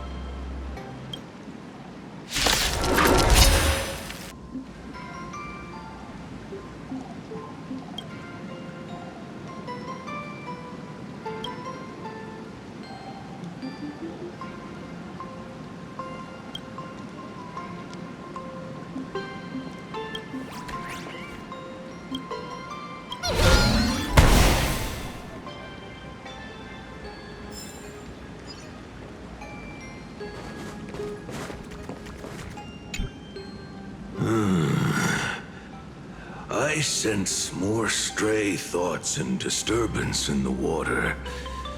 The Imaginae of today are far too restless.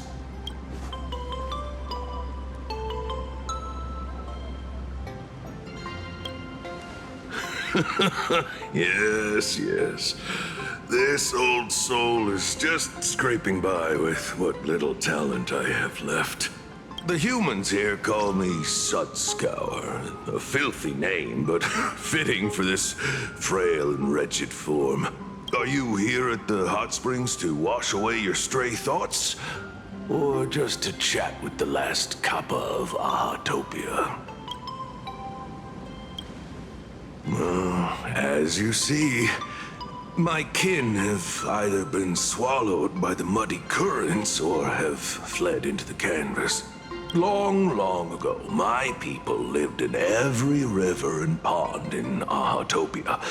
We tended the crops for the artists, and in return, they painted our descendants into existence.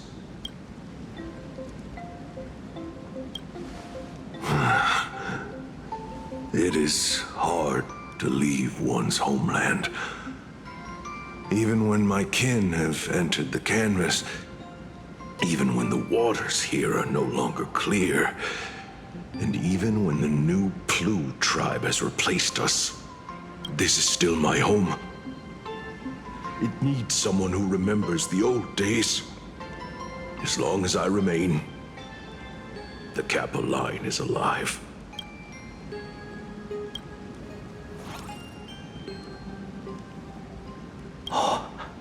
Lady Graphia is the one who guided all Imaginae. Her name shines like moonlight through my dimming memories. Back then, the demons from beyond swept in like a dark tide. The filth and flames they brought could turn even the clearest stream into a toxic swamp. We Kappa were weak and could only shiver at the bottom of the rivers. But it was Lady Graphia who found us.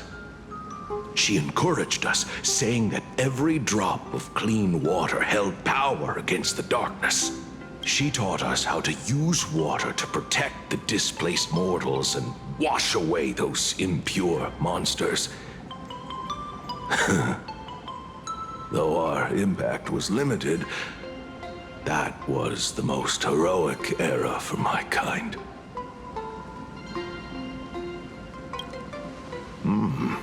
Legend says that when she was a painter, she was a woman of radiant beauty. But in my fading memories, on the battlefield, she was a warrior with flowing red hair and pigment-stained armor. Some say she fought like a demon, but to me, her eyes shone brighter than the smoothest river stone. If you seek clues regarding Lady Graphia, you should visit the mountain behind the hotel. There are atonement statues left by Imaginae there, filled with their prayers. It is also the site of Graphia's former residence. Casper likes to wander around there. He is a strangeling far older than I. Perhaps if you play in the snow with him, he might show you the way. That is all I can tell you. After all, I am just a stubborn old Kappa, trying to keep this one pool of water a little cleaner.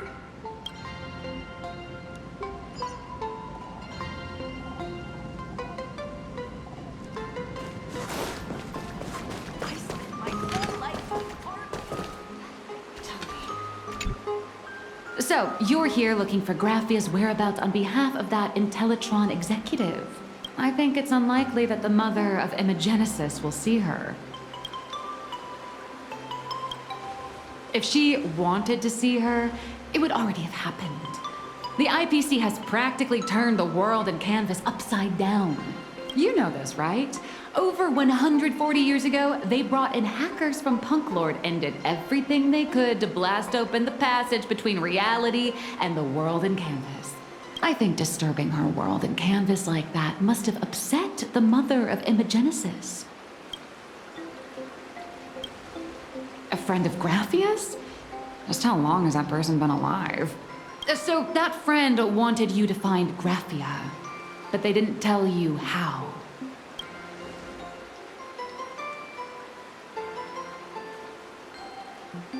The only thing Evanesia left that could be a token is the mask she painted herself, right? Normally, I'd suggest you play that little snow puff ball for info. That good luck with your inquiries line definitely had a subtext. But since you're asking for a bright idea, you must have heard that in a certain corner of the universe, there's a mysterious ritual that can summon historical figures to the present day. The Holy Grail War!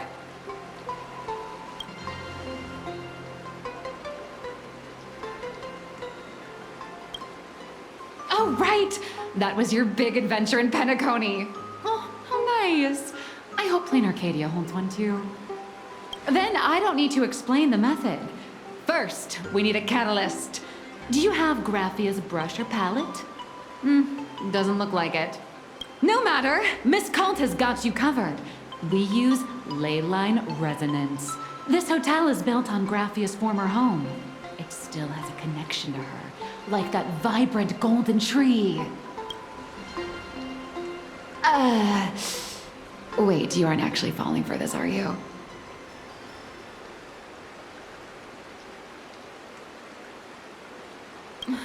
Sorry. I was just trying to lift the mood. Oh, honestly, I'm a chronic deadline misser who can barely save her own skin. How am I supposed to help you? I've heard enough. Break time is over, Miss Nihilux. Now that you understand your situation, stop wasting time. Start drawing! I just checked in and I have to work already? I'm not some fully automated painting Mechatron. You do know that, right? A Mechatron can run for hundreds of hours straight. You cannot. That's exactly why every second counts. Now right this second, start increasing your value as a quality asset. Hey, wait! This is kidnapping! Little raccoon, help me!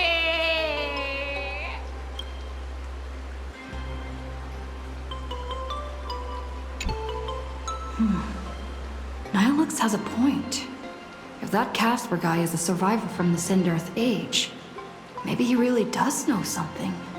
Anyway, I'll start by asking around here.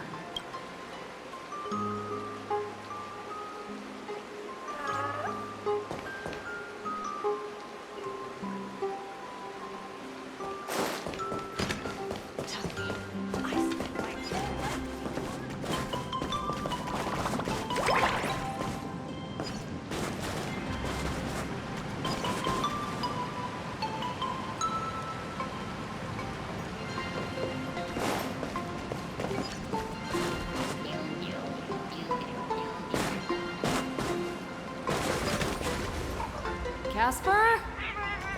Are you there? Nope. I'm not.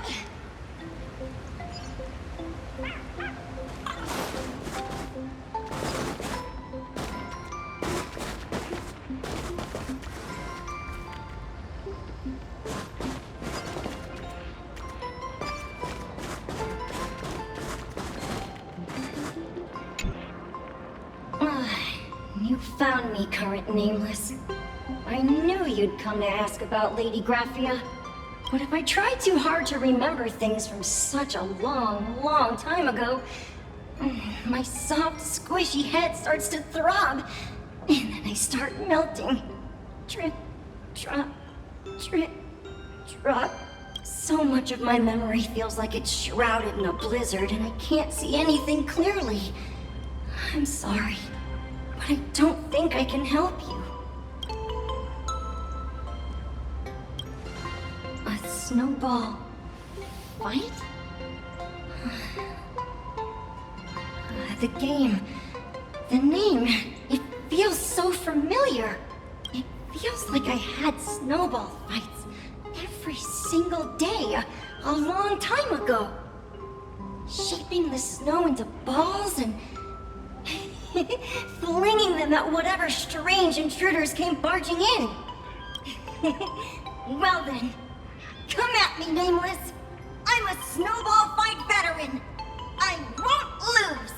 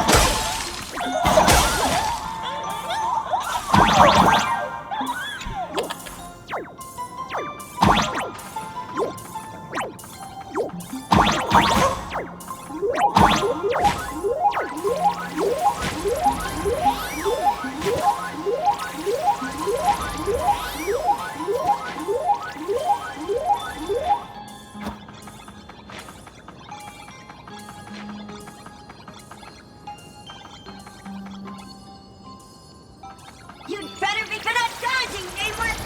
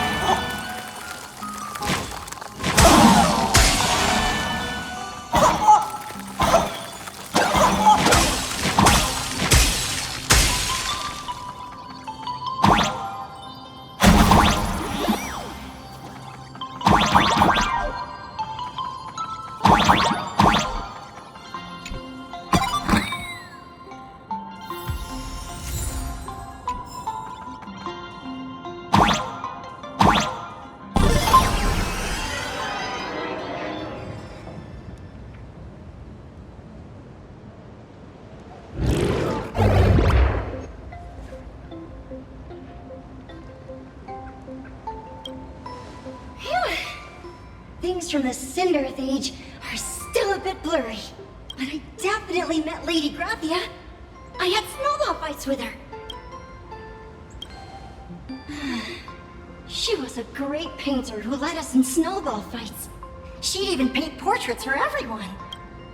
Back then, when we wanted to see her, we'd go to her doorstep, light the ground lamps, and shout, "Snowball fight!" Then Lady Graphia would poke her head out of the window upstairs, unfurl the scroll, and whoosh! slide right down into the snow. Then we'd have snowball fights against the Void Rangers together. Under the giant moon. If we won, I got to swallow the Void Rangers whole. They were so crispy and tasty. There was someone else. Just thinking about them makes my blood boil. He was a snowball fight master. I remember one time 8 of us teamed up to challenge him. But that guy knocked us all down with his snowballs like it was nothing. All from so far away. 6 of my friends were lying on the ground feeling beat. Losing the game got everyone so down that no one uttered a word. As for me, I think I got hit right in the neck. I saw my own giant body thud onto the ground, and my chin felt ice cold. 8 people? In the Phantasmoon games? Perhaps Snowball Fight is a euphemism for the Sindearth Age Wars. So, in that round of the Phantasmoon games, Graphia must have fought a terrifyingly powerful opponent. It seems only she and Casper survived the fight.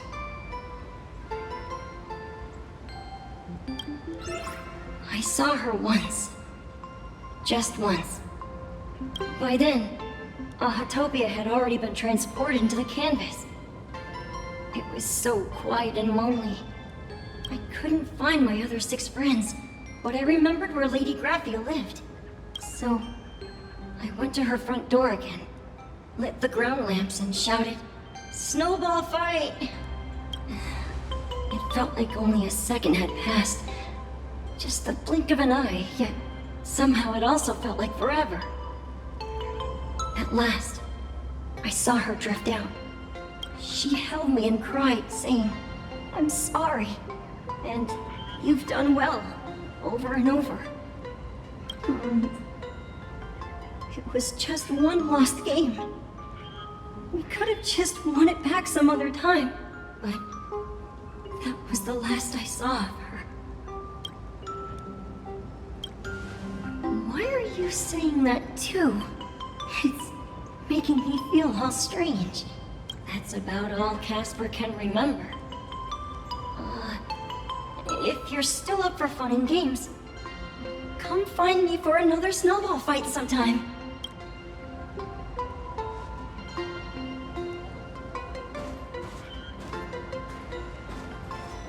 So, to summarize, Casper likes to light the ground lamps and call for her near Graphia's old home. Now, where can I find those ground lamps?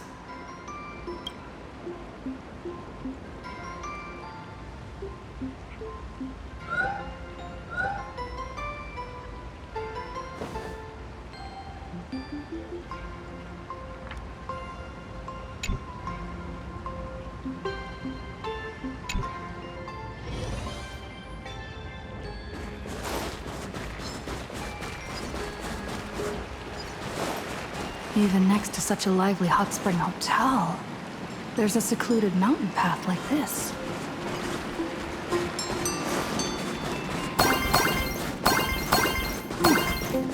These atonement statues all look like small animals. I should find a prominent spot for the ground lamps.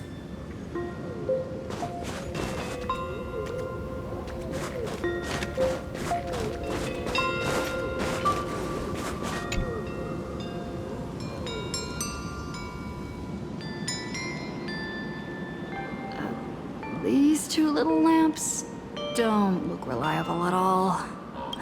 Whatever. It's not like I have any other way.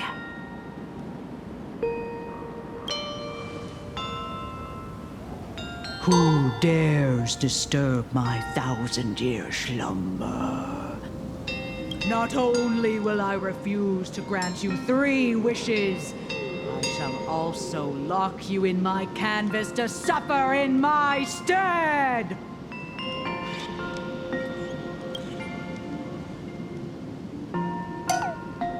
Thanks for the invite. I'm not quite dead yet, but I don't feel alive either. I'm testing the deadline. I snuck out. This mountain path is so quiet and secluded. Ooh, what a great spot for a night stroll, listening to the calming sound of the springs. Who knows? Maybe my inspiration will flow again like these waters.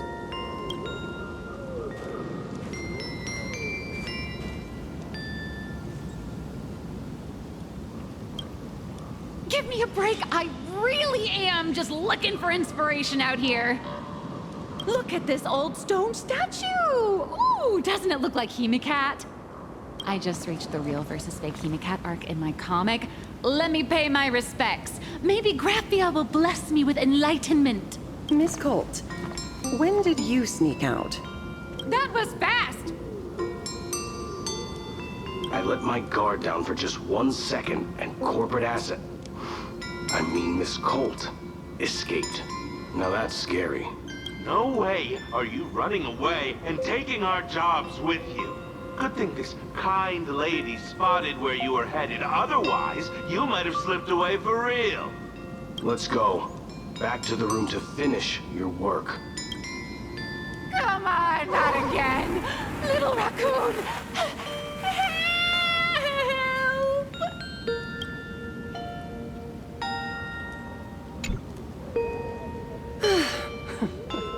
Being an artist sure is grueling. I remember being held in a room and watched by 6 or 7 people, too. I wasn't allowed to leave until I finished painting either.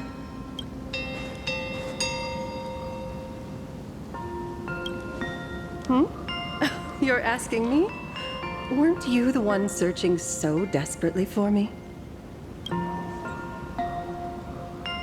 My name is Murata Graphia, guardian of the world in canvas. It is a pleasure to meet you, nameless of the Astral Express. You're saying you are Graphia? Huh. She really does look a lot like Himeko.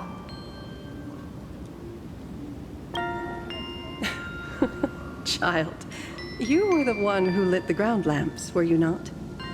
If memory serves, that was the secret signal my old friends used to call for me. I simply answered the call, yet you doubt my identity. How strange. Let me think. I believe I know why you've come to find me. The arbitrator of the Phantasmoon Games asked you to tell me that our old enemy, the Demon Lord from Beyond, has returned. Am I correct? Since Ahatopia's in canvassing, Evanesia and I agreed to guard reality and the world in canvas separately, never to meet again. But over the past 1,000 years, I often hoped we might reunite in some way. Who would have thought, when word of her finally reached me again, there'd be no warm greetings, but instead only an impending crisis. You must have many questions.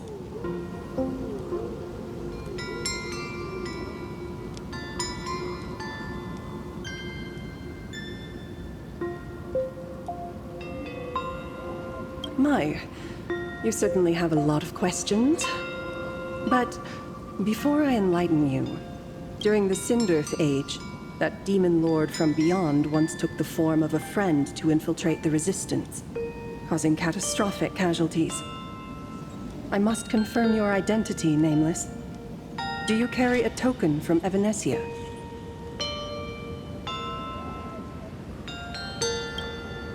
She painted a supplicant's mask for you.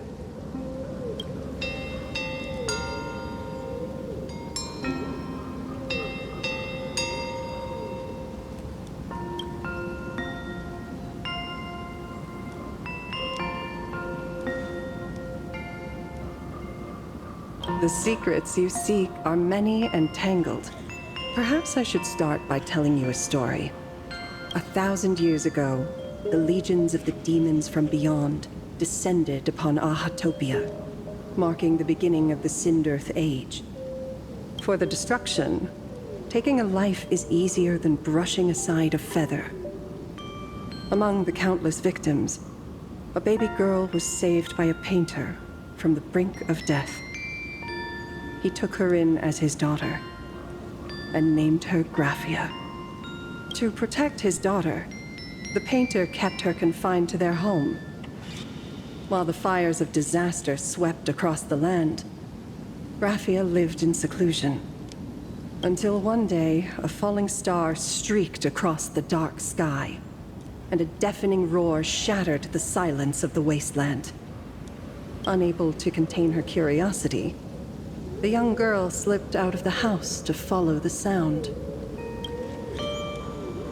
And so she saw it. Beneath the cold Phantas moon, a tower of infinity stood on the mountain range at the edge of the horizon. This tower had countless windows and rose section by section, slender and tall. More than an actual tower, it looked like a wounded iron dragon that had fallen to the earth.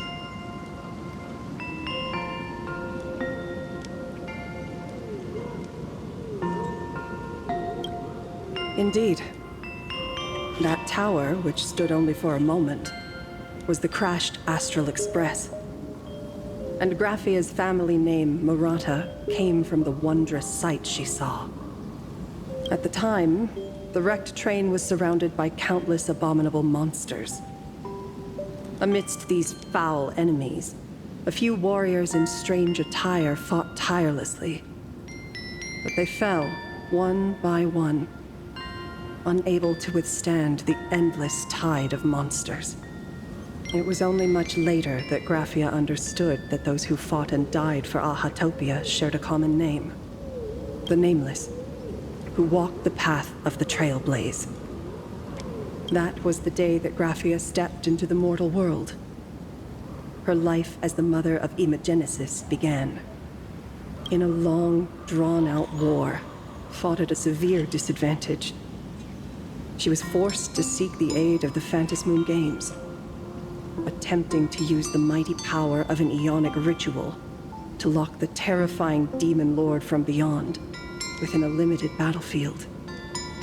This was also the first time in the history of the Phantas Moon Games that the 8 supplicants joined forces to confront a powerful enemy from beyond, the Lord Ravager, Asat Pramad.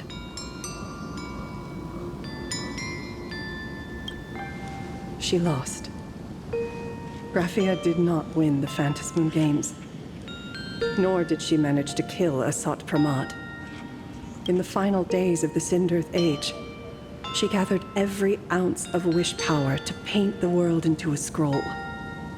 Using herself as a nail to steady the canvas, she sealed the Lord Ravager outside. Yes. As long as the scroll still enshrouds reality, he won't be able to lay a finger on the Leviathan's remains buried deep within Ahatopia. The story is over. I have received Evanesia's message. I also have a token I'd like you to give her. Please, let us journey together to the other side. So, are we leaving right now?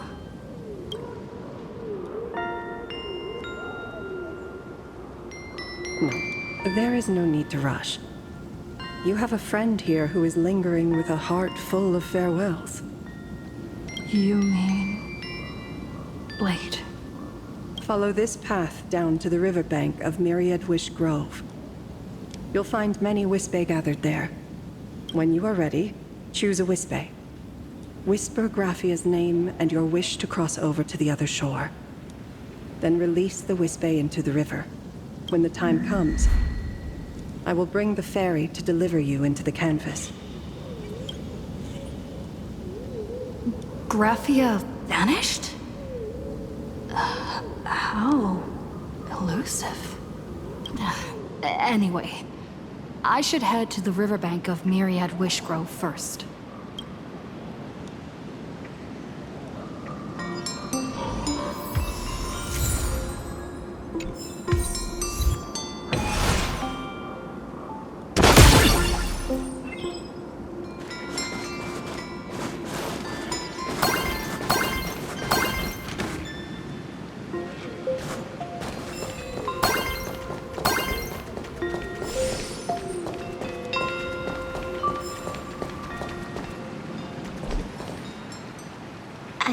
heard that in the same forest, giant trees will fight each other for nutrients. How about this? We just feed Shuhu to that tree in the courtyard. It would save us a long trip. Say something. Didn't know you were a forestry expert. I'm not joking. I'm serious. If the Elwood absorbed another emanator of abundance, it would likely bring about an even greater catastrophe. Right now, there is no other option besides the Veracity Husk. If the abundance grows too strong, the Ambrosial Arbor loses control, and the Arcadia is doomed. If the abundance is too weak, the husk spirals out of control, and the Arcadia is doomed just the same. It's called an Arcadia, but the whole thing is built on a razor's edge. Does that mean the essence of the elation is just dark humor? You're afraid. I'm not. I respect your choice.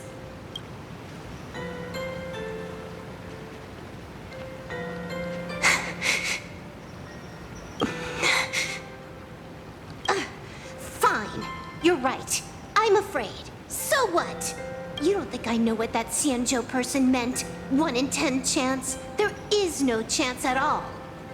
Listen, I just can't stand by and watch one of my kin sacrifice himself. Kin? What else? Friend? Colleague? Playmate? The guy who carries my bags when we go shopping? I suppose all of those fit. Fit? How? Sometimes I can't tell if you're actually dumb or just plain dumb. I hear you. Just assume it's the former. Simpler that way. My mind is made up. You should understand. Misplaced emotions will only cause the mission to fail. You really are just plain dumb. To be honest, I'm the same way. If I could see Firefly cured of her illness, Kafka finally finding the heart she's looking for, and that girl reclaiming her future, then I'd be willing to pick up that level 999 cartridge too, even if it means becoming nothing but a shadow of the Dark Zone. Don't. At the TV tower, you already severely overspent your time. Don't touch that thing again. Besides, why are you telling me this? You should tell them yourself.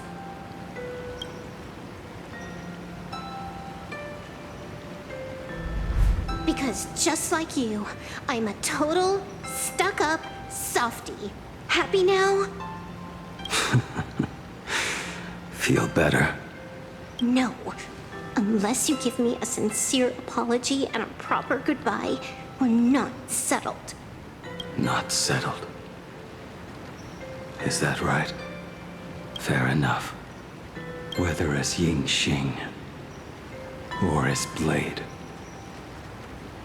my journey has reached its end. Before the final verdict, I should say a proper goodbye to my kin. Who's there?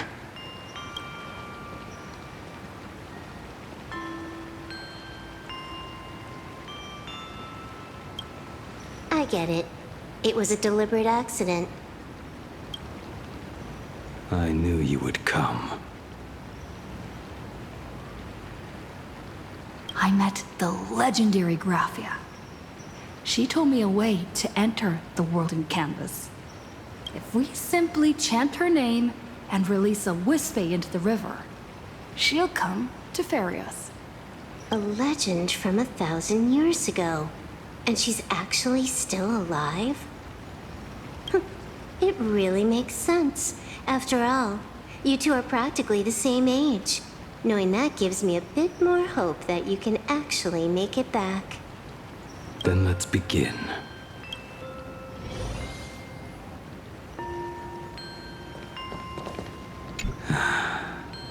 You are unusually talkative today.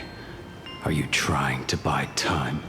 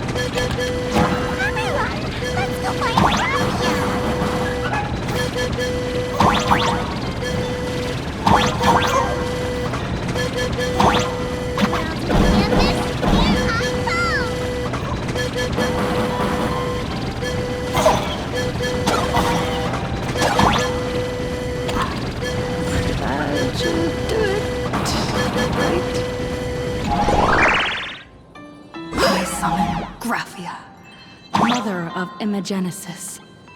May she come forth and deliver us into the world in canvas.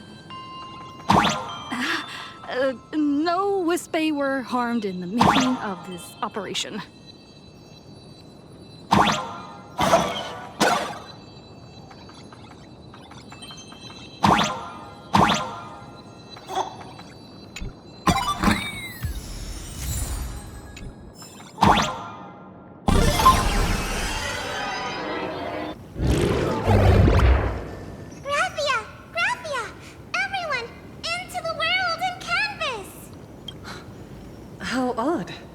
This time, the visitors actually know of my existence.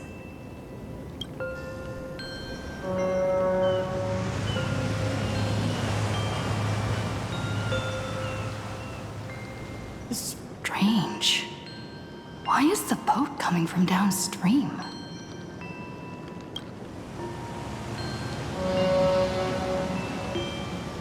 I heard your call, and have come by boat to guide you across. Greetings, travelers who seek to leave the mortal world behind. It is a pleasure to meet you. Oh? Not an Imagine, but someone here to settle the past and family members seeing them off? I guess so. The power of abundance. What a nostalgic scent. There is something terrifying slumbering within you. I've heard that something lies at the end of the world in canvas, with the power to suppress it. Will you show us the way? Ah, I see. You are better informed than I thought. I understand. Time is of the essence. Please, step aboard. Thank you. The mountains lie distant. The waters still. And snow settles. A fine moment to bring this weary life to its end. Bring a weary life to its end? To my eyes, the power taking root within you is far from withering away. It's just a matter of time. The journey downstream is long. As is custom, I must collect your past stories as fare. I shall use them to paint the path forward, which will guide us to the other side. My past stories. I am not much of a storyteller. There is no need to weave your thoughts into a complete story. A single memory, a single breath. These too are parts of your past. Only by letting go of the past can you truly set forth with an open heart. Is that not so? Go ahead. Say something. I'm curious too.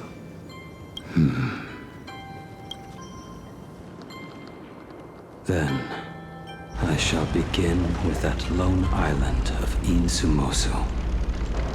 It was a desolate wasteland, untouched and forgotten. Desolate, cold, perfect place to lay the dead to rest.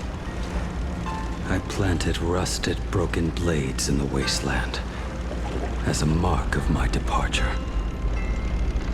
Little did I know that even after joining the Stellaron Hunters, I would find myself returning there time and again, bringing along a few new swords with me. Their owners, some of them sought my life, only to fall by my hand. Others simply wished to see me one last time, as their own lives flickered out. I was once a craftsman, and those swords, they were all my own creations. I erased those wordless monuments for my old friends, one by one, until they became a forest of broken blades. And what about me and my sword? When will it finally join them in that forest?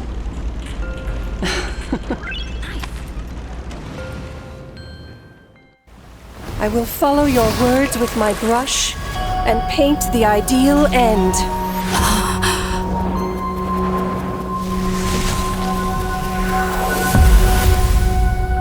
Sword barrier. We've reached the shore you've been seeking. What is this place? This is the world in canvas. A mirror to your soul, blooming as your heart dictates.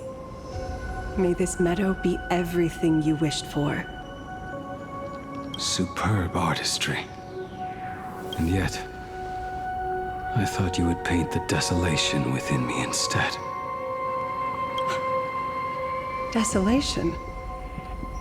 I saw no desolation in your story. Instead, I found the lingering regrets of a master craftsman. The fire that tempers black steel and shapes 100 blades does not burn upon the forge or anvil. It burns within your heart. That spark within you has yet to fade. It is why this plane has chosen to bloom into flowers.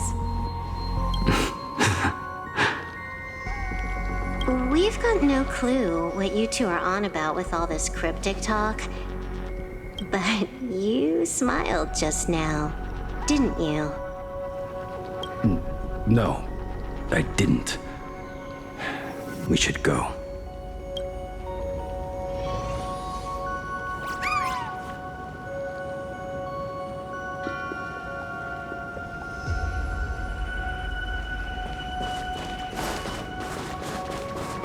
He finally smiled. I'm actually the one who can't even smile. This sucks.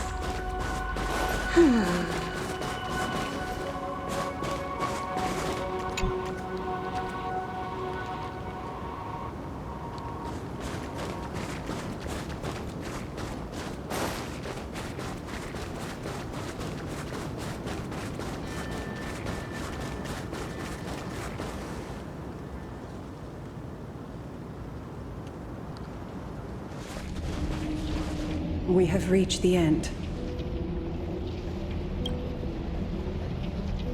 That blue maw. So, this is it. Correct. Driven by the buried secrets of Ahatopia, you have come seeking liberation. And now, I have shown you the silhouette of the beast's maw. If you should find a way to get out, I ask that you swear to keep this secret.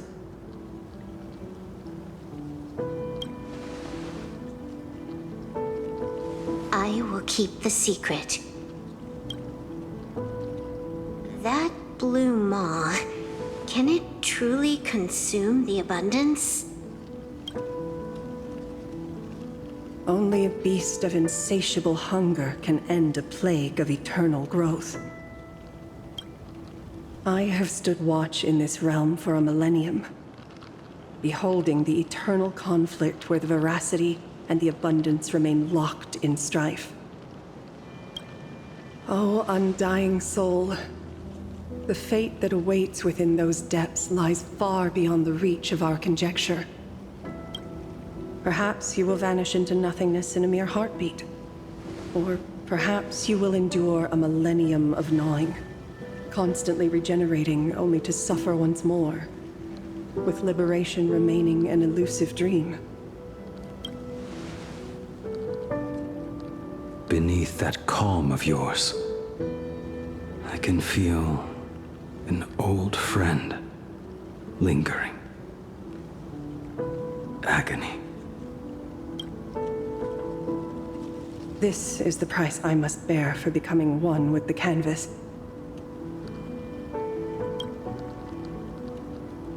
You're telling me if he leaps, he has to stay down there and be torn apart for ages? I'm not okay with this. Yao Guang never said anything about this when we went over the plan. I have lived for nearly a millennium. I stopped wishing for a swift end a long time ago. If the Leviathan does not consume me utterly, then I am still alive.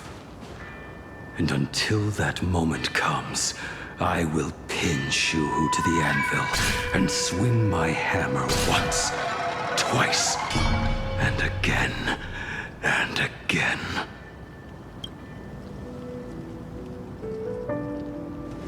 Is there really no other way?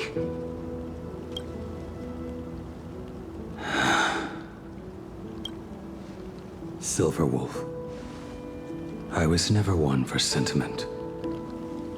I'll only say this.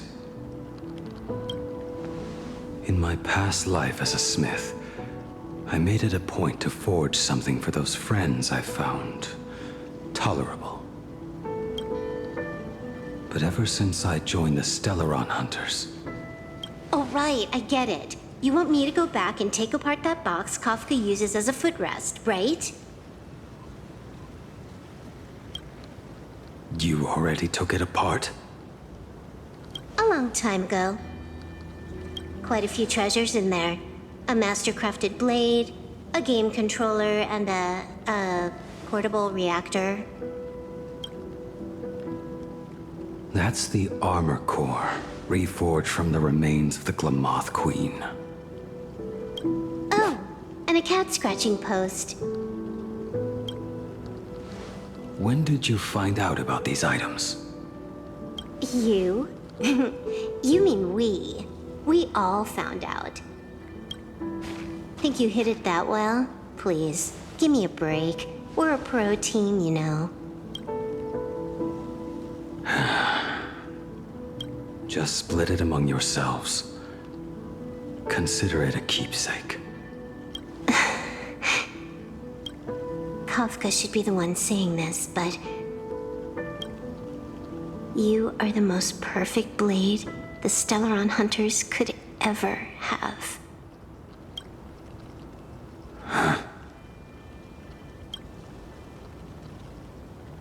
Just a broken blade.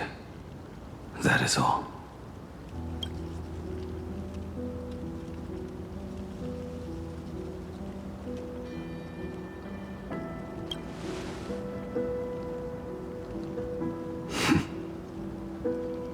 Thank you.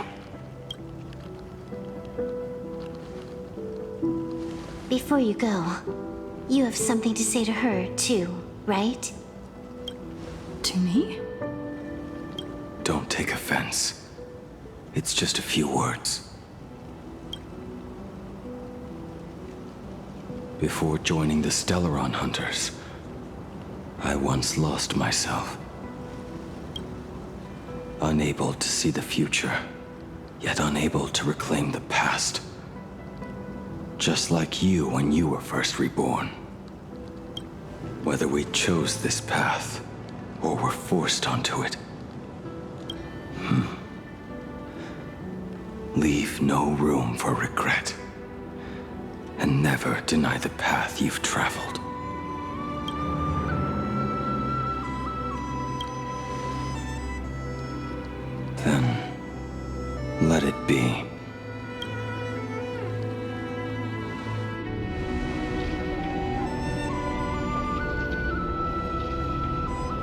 It's time.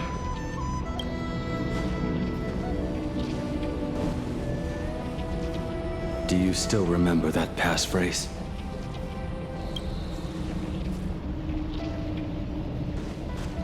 No need to step forward. Just recite it in your head. 3 of a kind. 2 pair. Ace. Go.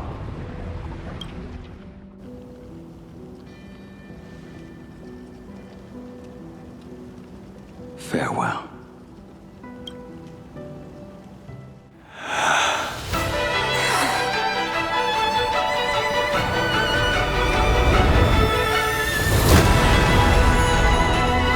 Let everything end, or truly begin.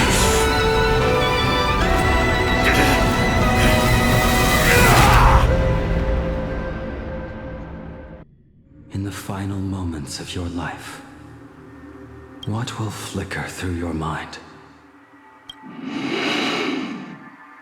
The devouring. Has it begun? How much time has passed?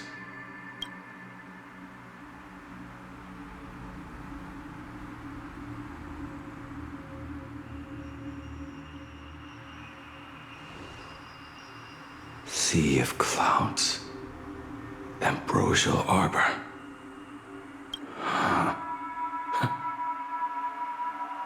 To think that with death so close, this is the scenery my dreams would conjure. My heartbeat. It's barely audible now. Shuhu. Are you still alive? Am I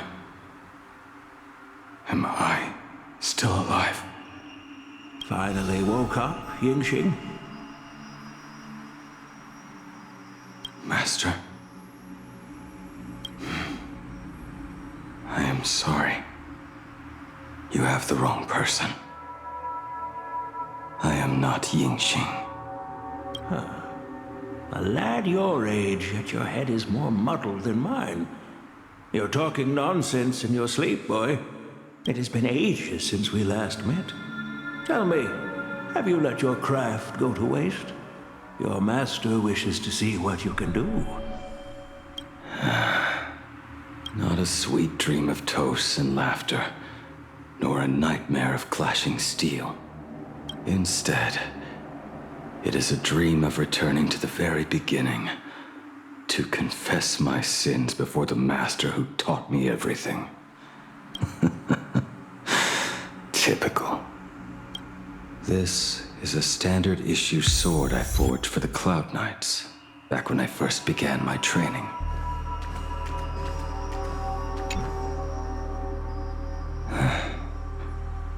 Looking at it now, it is a crude piece of work.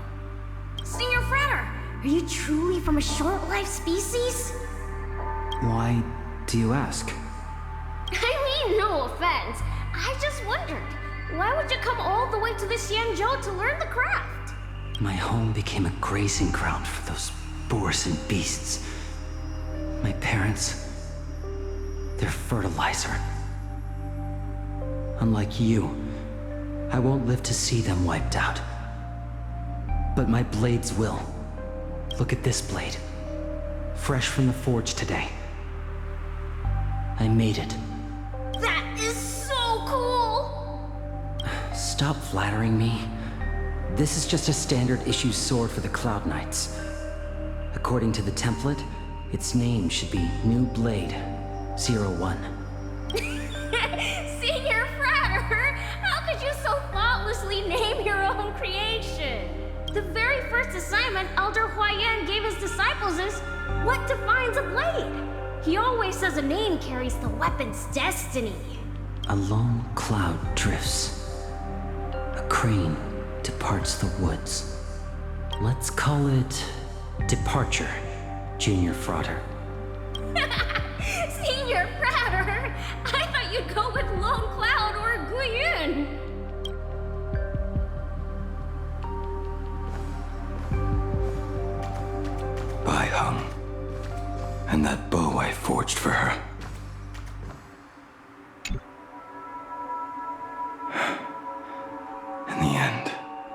was I who forged the greatest sin. For me? Thank you. I told you, didn't I? As long as you set your heart on what you love, nothing can stop you. Hey, did you give this bow a name? I named this bow Lure after a mythical steed from the primeval Imperium. Legend says it was one of the Emperor's finest mounts, a divine beast that could tread over any chasm and lead its master back from the brink of death. How did you get so off track? Why pick a name meant for a horse? That won't do. It does not suit me at all. I'm gonna call it Recurve Bow. That sounds terrible. It's like my mother naming me Human. At least change it to something elegant, like Winding Stream. Fine. Have it your way. Look at you! Skilled with both the pen and the sword. You really should not be trapped in this flame wheel forge for the rest of your life. Hey, perfect timing! I have a few friends getting together on the Lafu. Wanna come along? Staying in a single place your whole life. That won't do.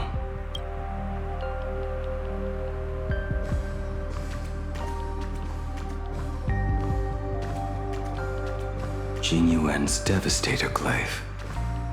The weapon I promised to forge for him all those years ago.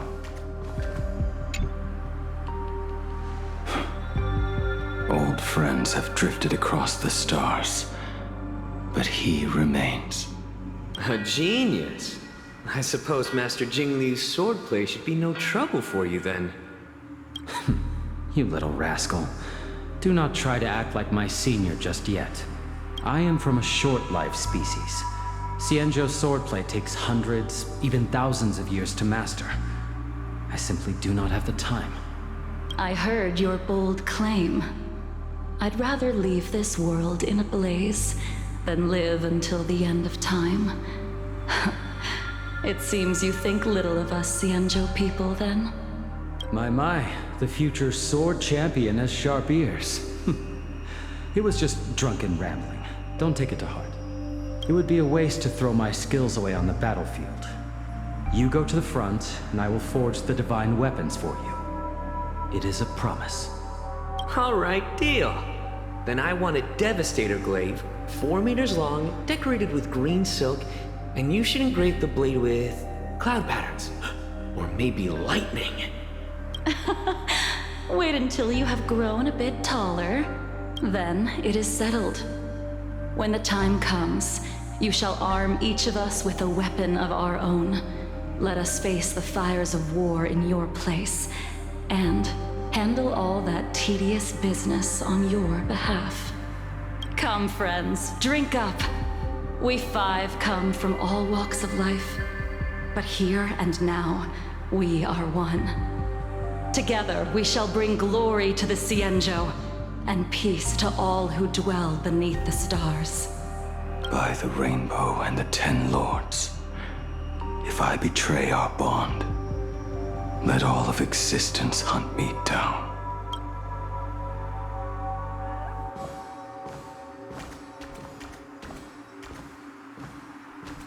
The prosthetic arm and sword staff from Mr. La Mancha were works created by my master and me. He came to visit me even after I was cast into the shackling prison. Yinqing. Yinqing. How did you end up like this? The shadow has tasted the flesh of abundance within you. You cannot even speak anymore. Yinqing, look at me. Lift your head. It was only thanks to you and your master that the shadow of veracity was sealed. I owe you both a debt of gratitude. So I have but one question. Do you want out? If so, just nod. There is always a way out. Just give the word, and I will carve a bloody path to get you out. Right now. There is no need. I must atone. sins. Perhaps if I had taken you away from Flamewheel Forge back then, your fate would have been entirely different. I respect your choice, just as I did all those years ago. Pity. So much in this world does not go as we wish.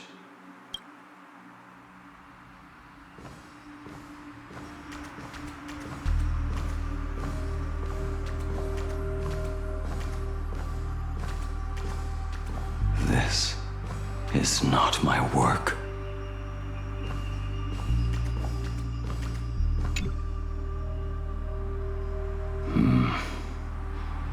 This was where my life as Blade began. So you're Blade. You sound like quite the expert on swords. Oh, good timing. What do you make of the sword she's carrying?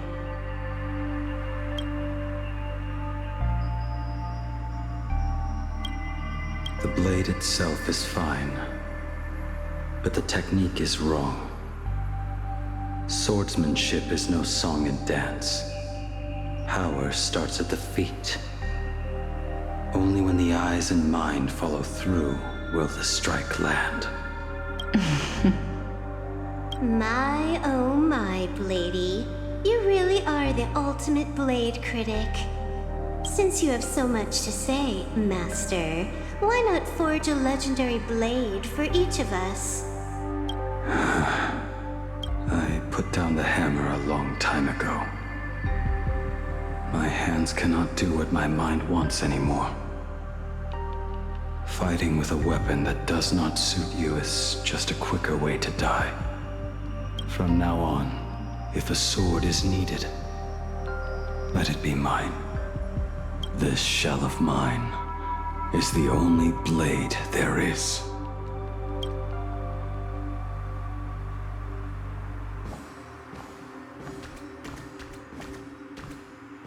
A weapon given by Ying Xing to an old friend.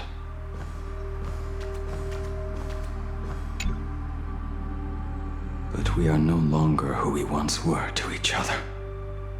Who I am does not matter. What matters is, do you remember this weapon? I don't understand what you're talking about. All that happened. You think you can just walk away from it all? You would do well to keep Cloud Piercer by your side. Or, next time we meet, I will be the end of you. What a pity. In the end, we still cast our weapons aside.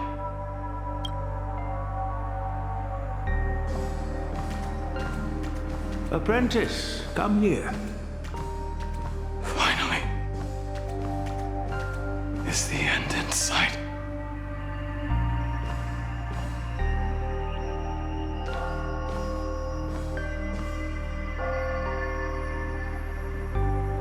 I am here, Master. Good.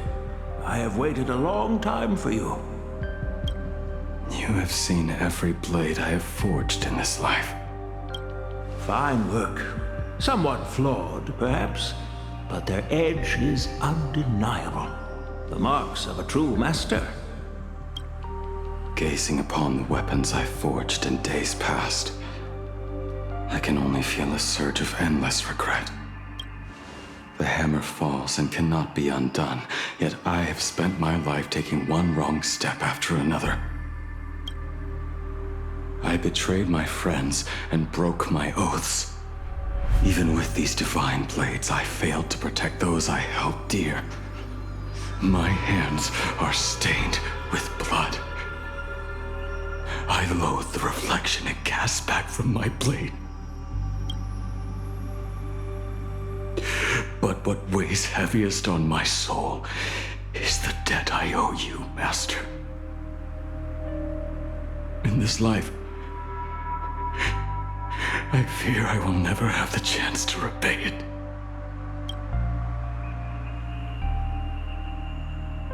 Let it all out. You feel a bit lighter now, don't you? But isn't there one last piece you've yet to show me?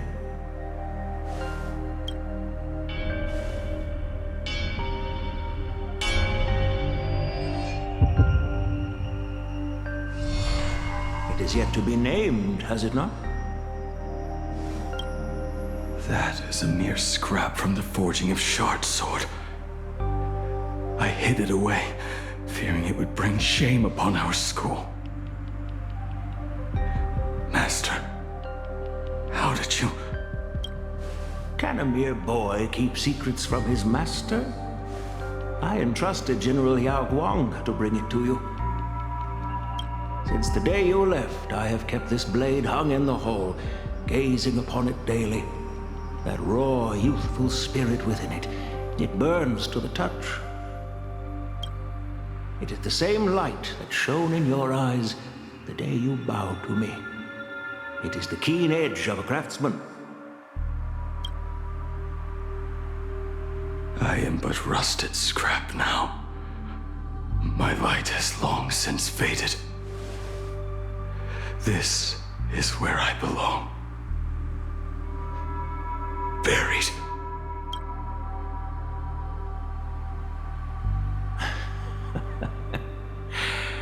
Crushed ore, old materials, rusted iron. As craftsmen, we spend our entire lives in such company. Waste not the bounty of the world, but perfect it through craft. To take what is useless, to take every failed scrap and forge it anew. Isn't that our very mission as craftsmen? Even for a life that has reached its end. A life built on nothing but mistakes. As it is with the work of a craftsman, so it must be with the life of a craftsman. Do you still remember the question I once asked you? What defines a blade?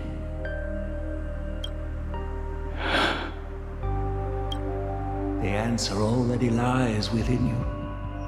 Go now, and forge it anew.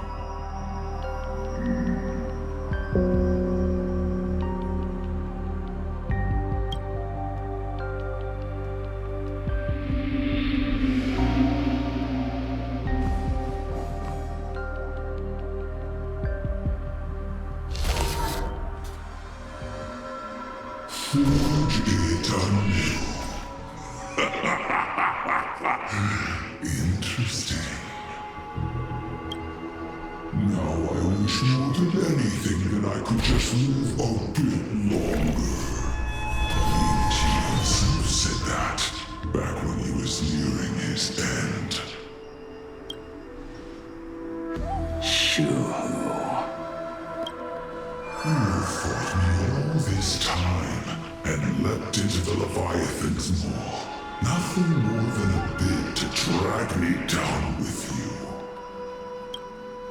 A pity, truly.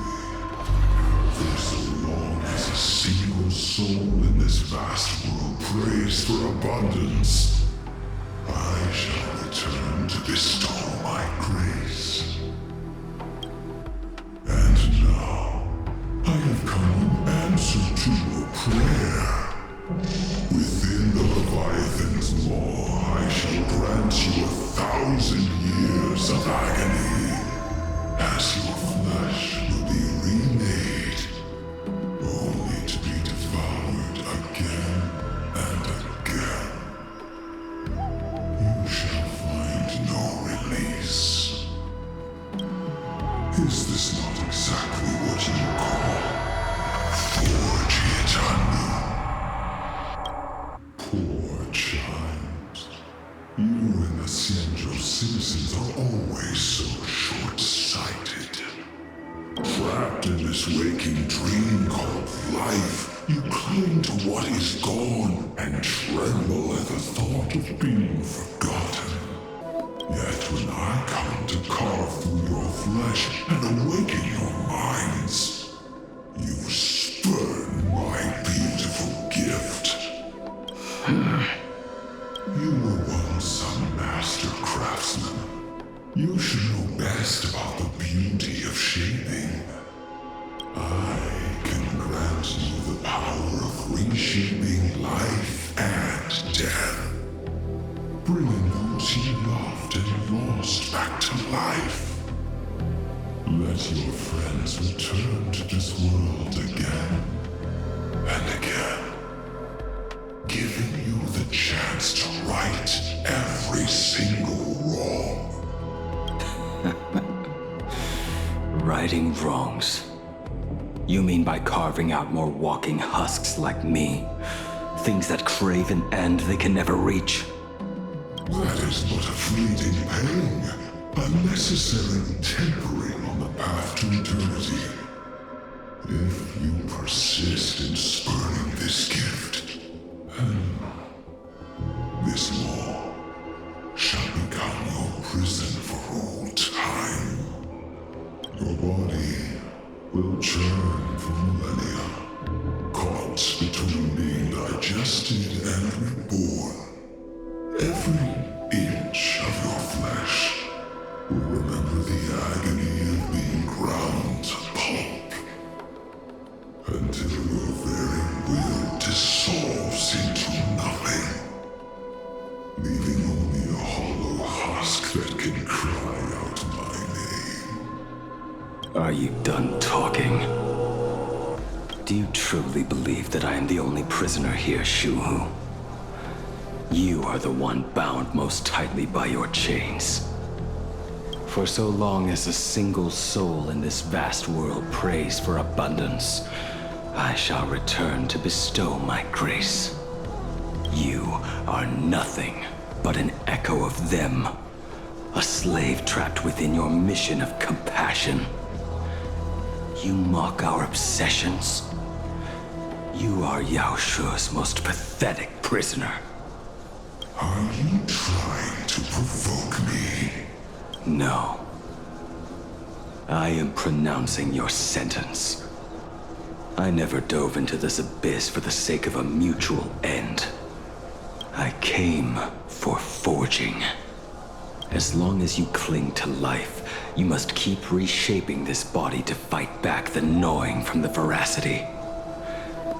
And that struggle is exactly what I want. Let the maw of this Eon husk be the furnace. Let our undying flesh be the iron. And let death, 1,000 times over, be the hammer. Right here, I shall forge and recast you again and again. Not to destroy you, but to create a cage that can hold you prisoner for all eternity. And the thorns of this cage shall forever be aimed at that savior who branded you with your mission. Yao Shu, are you ready to turn your vengeance against your god?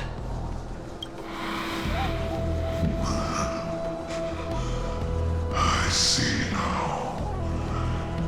So, this is how you forge it anew. Very well.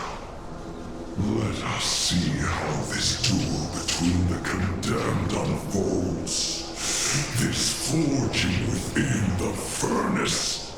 In the end, which of us shall forge the other into a blade?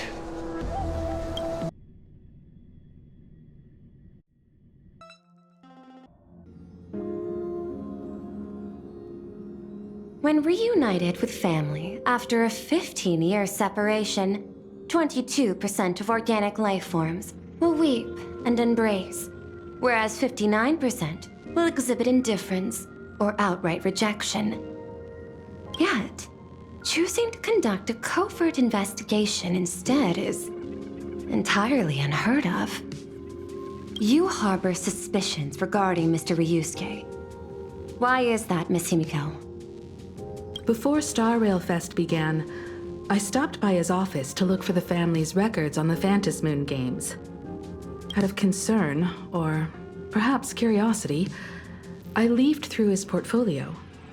The artwork was magnificent, with each piece serving as a microcosm of a different planet. That was when it suddenly dawned on me.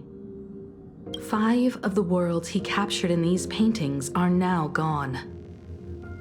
Lost to the fires of war waged by the Antimatter Legion. Just as you suspected, Mr. Ryusuke's travels have been highly suspicious. In the year 1969 of the Arcadian calendar, he traveled to the Delcor Ring to sculpt a statue for the Doctors of Chaos.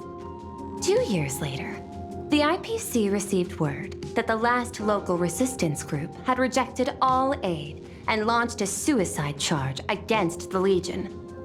Also, in 1984 of the Arcadian calendar, he traveled alone to the planet Goliath's Shepherd. After a century of resistance in the fires of war, the planet was officially declared dead 9 years later. Both incidents point back to a single culprit. The Lord Ravager Asat Pramad. However, there is also evidence suggesting that Mr. Ryusuke was still in Planarcadia when Asat Pramad appeared. Additionally, the IPC recovered a commission he received. It read, "Please carve a trace of our lasting glory, just before the world meets its destruction." He accepted the commission, even though he knew the Legion had surrounded the planet? Legends of the Graphia clan abound within Planarcadia. To this day, many believe the Weathering Curse is a scar seared into your very bloodline from Graphia's struggle against the Legion. Conjecture. Mr. Ryusuke was tracking the demon from beyond. He likely believed that finding him was the key to breaking the Graphia clan's curse. Any other conjectures? There is another possibility. Please forgive me if this sounds out of line. There is a 52% probability that Mr. Ryusuke was being used by Asat Pramad. He might have even chosen to work for him. I'll have a word with him. I'll leave it in your hands, Miss Himeko. Dad? Do you have a minute to talk? I do. I'm 1000% free for you. What brings on this surprise call for your old man? I was worried you were too busy, so I didn't want to bother you these past few days. That foolish didn't hurt you, did she? Actually, what am I thinking? A mere herald of death is nothing to my Himeko. You probably handled her in no time. And that kid is something else too. I'm telling you, everyone at school is a huge fan of the Astral Express now. 15 years. The blood-stained games are finally over. And this time everyone survived. It's time we sat down and talked. Just as father and daughter. Huh? Am I dreaming? My little girl actually wants to have a real talk with her old man. Well, I don't care if I heard you wrong. I'm taking this to the bank. Praise the Astral Express. Praise Ashveil. Give me 10 seconds. No, make it 8. Your old man is on his way. There's no need to rush like that. Love you, kiddo. I should have seen that coming. Himeko, open up. It's your time. Himeko, come over. Tell me more about this.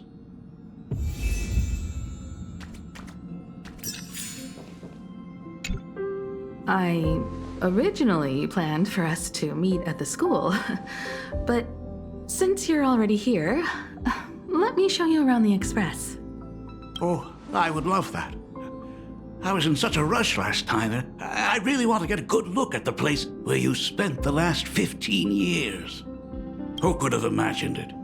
The thing that connects this nearly infinite universe is not some distant godlike sheephead, but a single express. I have met many artists who dreamed of boarding the Express just to get a closer look at the legacy of trailblazing. So I am curious, how will the great artist Ryusuke evaluate it? Me? Well, I'll give it my all. I was only joking. There's no need to be so serious. There's actually so much interesting stuff on this express.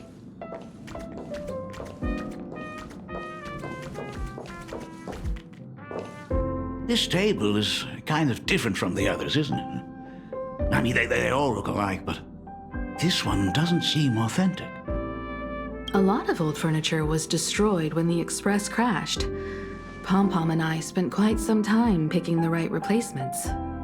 Ah, out with the old, in with the new, huh? Well, the Express has been running for years, so it's only natural to have to patch things up every now and then. You must have had a hard time keeping it running. It's not that hard. I'm used to it.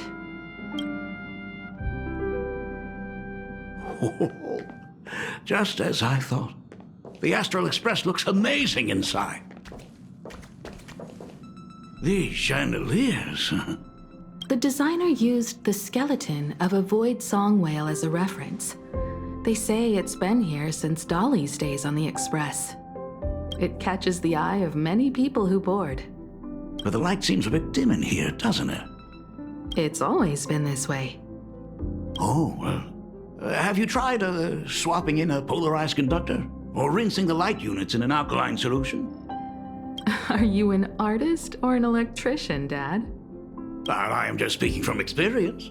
Don't forget, your dad was once the one who set up all the lighting in those classrooms. Is it there? Oh, let me see. It's bigger on the inside. Oh, the phonograph also has music from all sorts of worlds. Just like the versions I've heard before. Oh, it's a shame I didn't get to see the legendary infinite ice cream machine. Dad, you actually believe something like that exists? I thought only kids would fall for it. A long time ago, such a thing did exist on the Express. When the Express passed the desert planet Talon, Granholm left the machine there. Now, it has become a popsicle planet. Conductor! Long time no see. Your fur looks a lot smoother than last time. Really? Thank you very much. Hey, my daughter Himeko finally opened up to having a heart-to-heart with me. What a special moment! Pom-Pom will leave you to it then. They say family is one of the most precious treasures. Pom-Pom believes we should cherish them. See? I told you. This time, Dad wins. Oh, Himeko, you may be a fully capable navigator now, but sometimes experience still beats youth.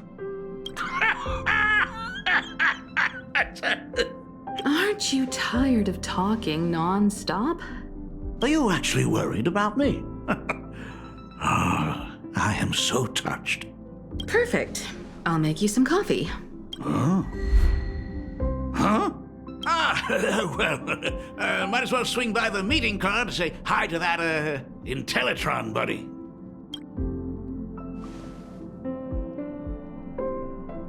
Pom-Pom finds Himeko's father very easygoing. Himeko, come on. Let's walk together.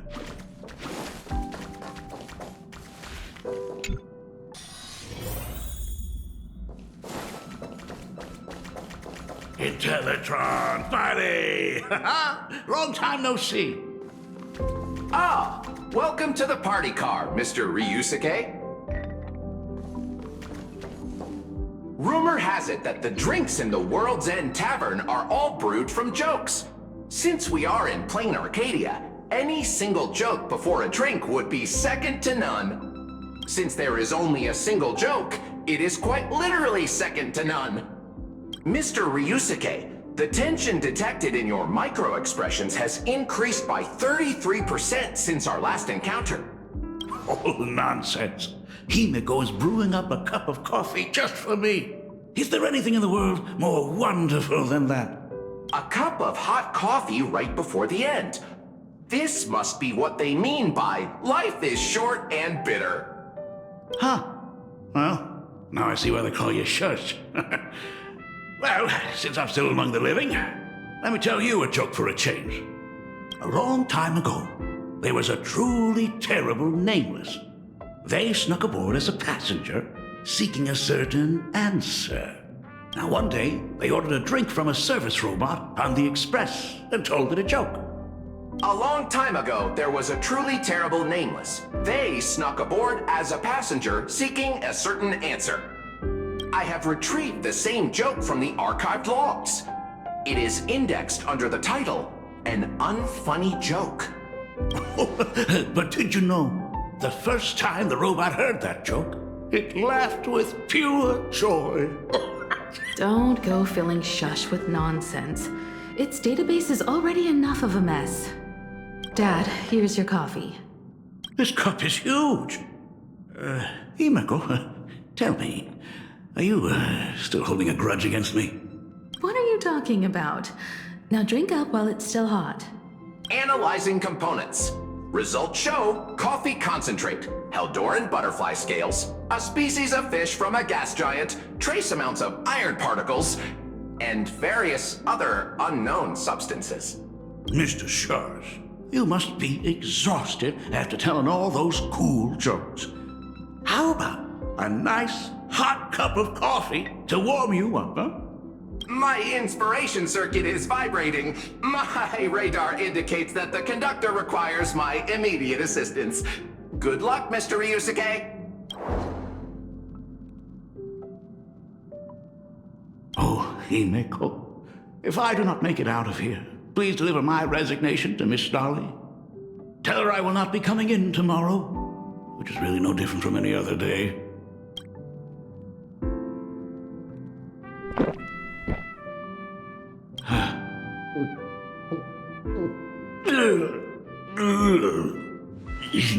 The coffee tastes like heaven.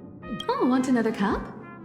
Himeko, Miss Dolly told me that back when you were a school assistant, you used to bring a massive pot of coffee for everyone every single day. They still talk about it to this day. It would be selfish of me to keep this all for myself. I simply must bring some back for the other teachers to sample. I am afraid it will be long cold by the time you get it to them. But as you said, it is time for us to head to the school. We must return to the source of all these tragedies and put an end to the blood-stained games. Are you truly ready to say your goodbyes? We can stay a little longer if you like. We still have plenty of time. We should go now. I have been ready for 15 years. It has been 15 years.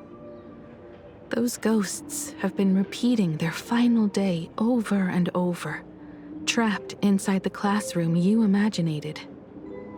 Even if they are merely shadows of the past, they deserve to be set free. Oh, you're right. Let us use one final goodbye to close the chapter on the Herald of Death incident.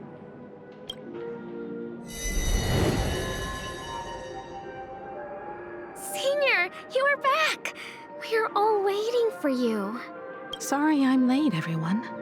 It's okay. Thank you so much for coming. Himeko, we don't have enough time for the lobby. Could you please use your amazing imagenesis skills to decorate the stage for us? I am begging you. Mia, stop bothering Himeko all the time. If you and the others hadn't slacked off on the rooftop, we wouldn't be in this mess right now. But the school anniversary is tomorrow. If I do not get this done, Ms. Dolly is going to skin me alive. You should start by tidying up those ribbons. Once we are finished with the classroom, we will all come and give you a hand. Hey, Smile, everyone. You're always bossing around. Wait, did you hear that? It's him. He's back again. Everyone, hide! Don't let them find us! Run, Senior! The Herald of Death is back! Don't be afraid, Belle. I'm here. No more running away. We don't have to face any Herald of Death anymore. Really? When have I ever led you astray? Look, even the Dean has arrived. Let us run through the anniversary program one last time. Right now? But we still have so much left to do. The decorations are nowhere near finished. Oh, it is all right. We have plenty of time. This sunset will linger for a very long while. Just long enough for us to finish our celebration. I hereby declare that the Graphia Academy anniversary and the graduation ceremony of 1984 has officially begun. Since the other grades are not with us today, we shall keep the proceedings simple. According to our school motto, every student must truly understand their purpose before they depart from these grounds. Students, have you all discovered who you wish to become? Why so serious? It's only a rehearsal. Well, in that case, I'm going to be an artist. And not just any artist. I will be even better than you, Senior. I plan to study at the Intelligentsia Guild. I want to learn how to create even more interesting imaginae. I want to study cinematography and become a director. I want to capture every single moment of happiness in the Arcadia. I hope that in 10 or even 20 years, you will all still hold these dreams close to your hearts. And now, please welcome our distinguished graduate representative, Himeko, to the stage to offer her final blessing to the graduating class. Our senior is doing this? That doesn't happen a lot. Himeko? Are you nervous? Relax. Give us a smile. I do not know what to say on an occasion like this. All I know is that this is a comfort the living leave for themselves. But take that step forward. Go and embrace tomorrow. Become someone that the person you are today would be proud of. Congratulations to the class of 1984. Senior, don't miss us too much. Himeko, see you around. Himeko, what's with the sad face? It's not like we'll never see each other again. Farewell. Belle, Full Wish, Mia, safe travels, everyone.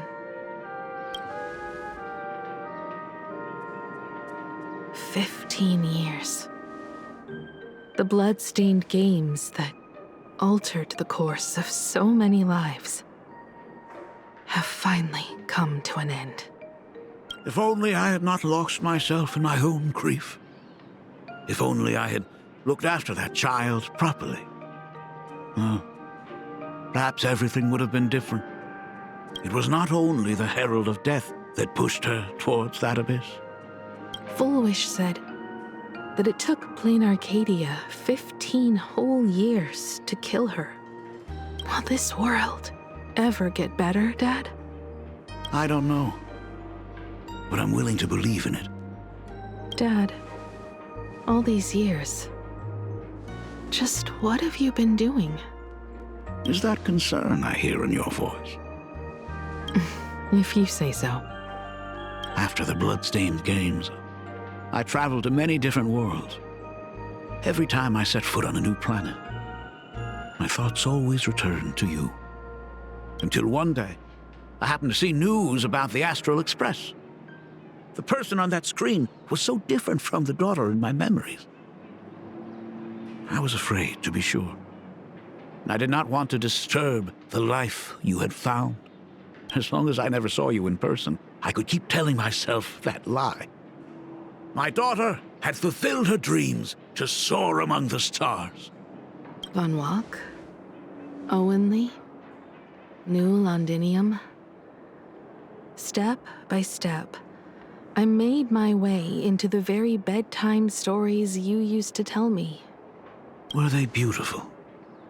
In this vast universe, nothing holds more beauty than the lands en route, yet to be reached. You may have been a poor excuse for a father, but even so, thank you for setting me on this trailblazing path. Same here. Thank you for fighting so hard to be here alive. It's still early, huh? Let's have a walk around the campus. I have something very important to tell you. But it can wait. Something very important? No. Give me just a moment to gather my thoughts.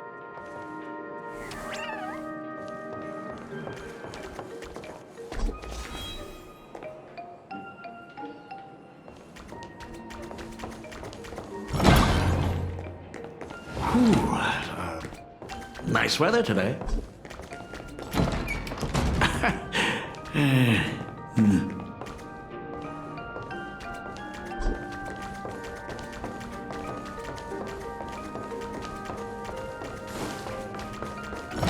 Let's go downstairs.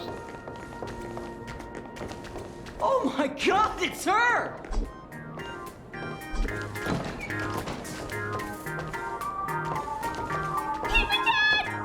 Oh my gosh, I'm such a huge fan of yours! Oh, go on. Keep those compliments coming. I could listen to this all day. Goodness, they are not talking about you.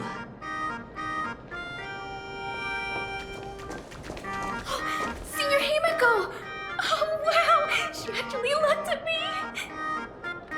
Her navigator aura is incredible!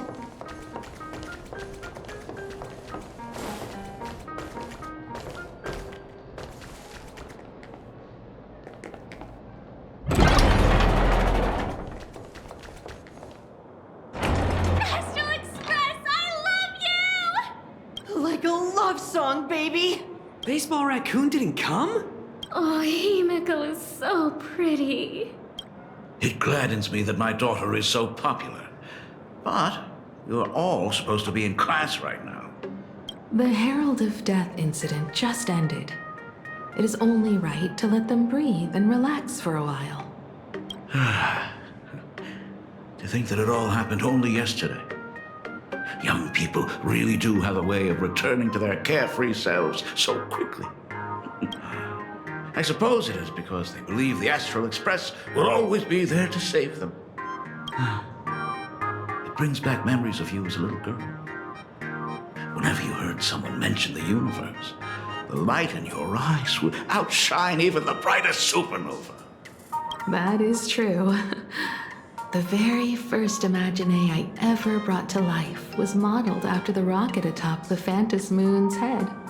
That little fellow had quite a temper. It was so determined to fly higher and higher. To this day, I still wonder if it ever truly reached the moon. Dad, do you still remember it? How could I ever forget? That thing came crashing down and poked a hole right through Miss Seadrake's tail. I had to take you to apologize in person. I ended up redrawing the tail myself to make it right. These days, I wouldn't be able to handle that kind of trouble anymore. My poor old back wouldn't allow it. Now that I am free from the weathering curse, you don't have to spend your life wandering the stars anymore. Why don't you just settle down here? I just can't face the thought of coming back to nothing but an empty home again. Don't worry. I'm not going anywhere.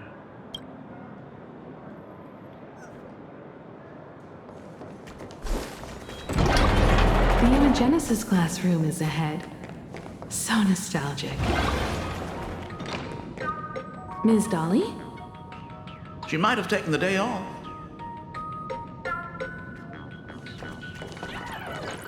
I never noticed it before, but on closer inspection, this classroom is so much bigger than it used to be. It must be because of that incident.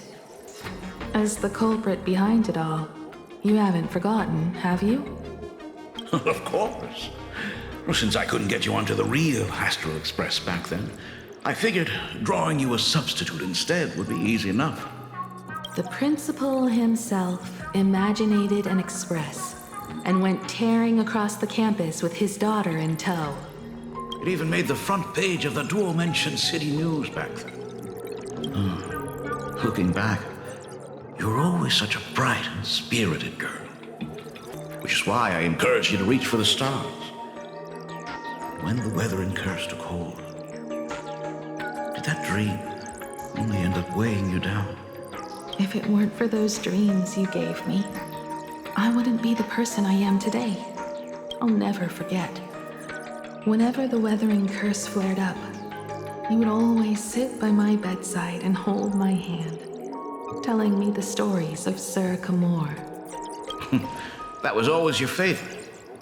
Whenever your fever refused to break, you would cling to my sleeve, just wouldn't let go. So, I would start from the moment Sir Kamor invented the diving device, and go all the way to the second voyage of the Interstellar Explorers. Like clockwork, right about then, you would close your eyes and drift off to sleep. Yeah, that was the first story you ever told me.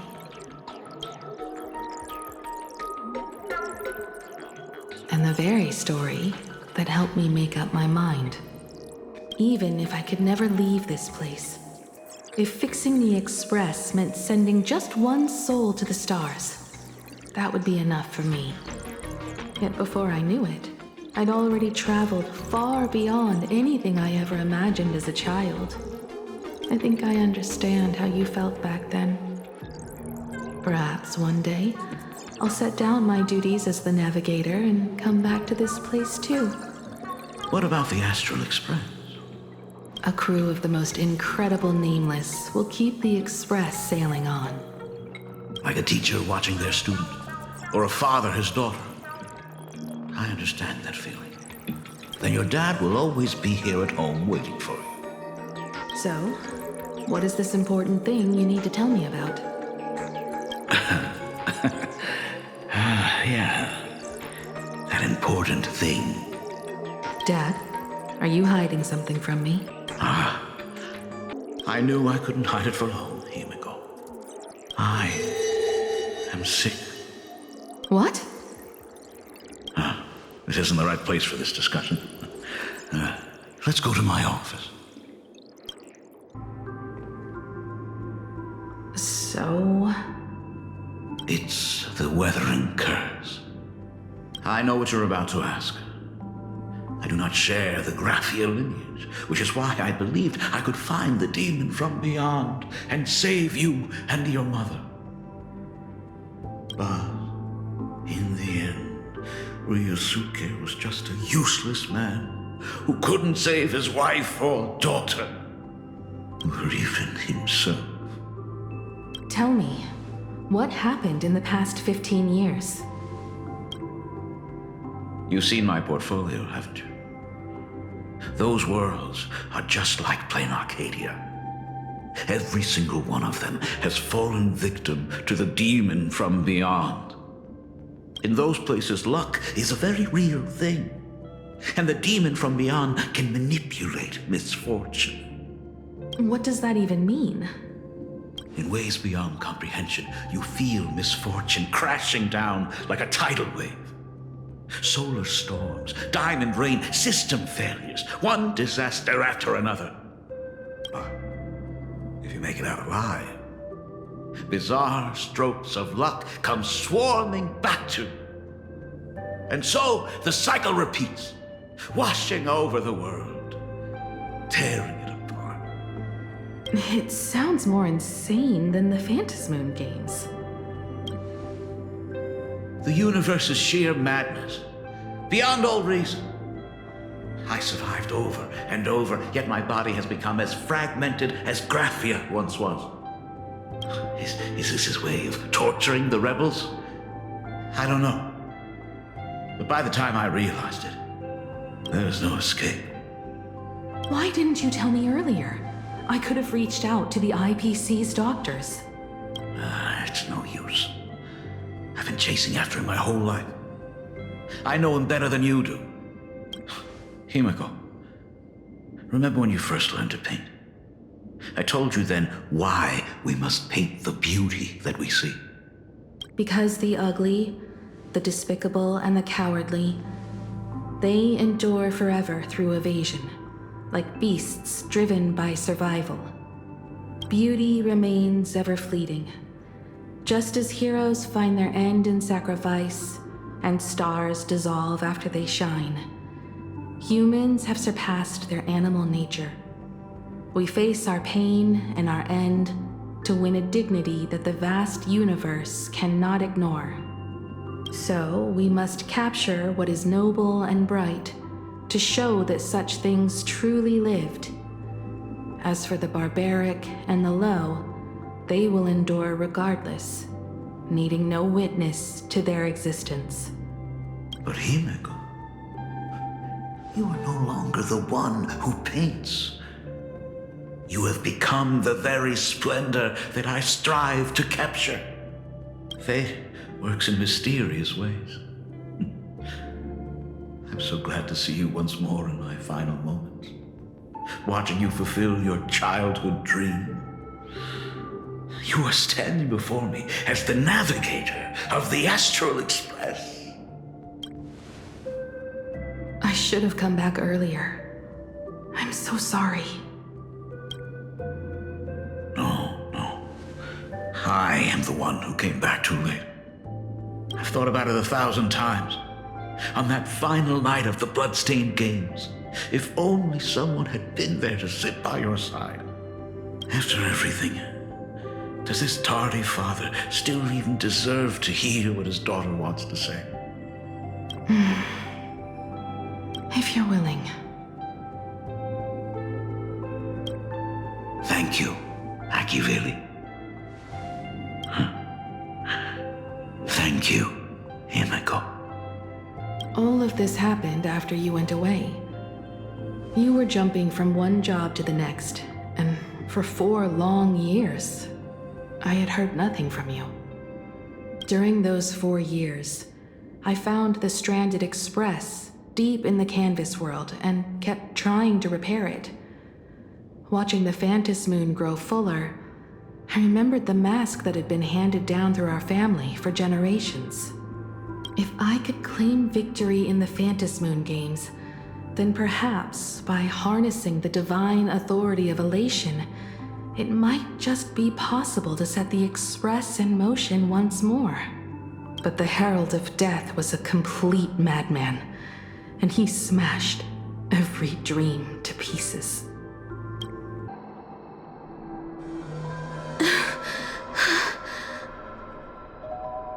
These bloodstains.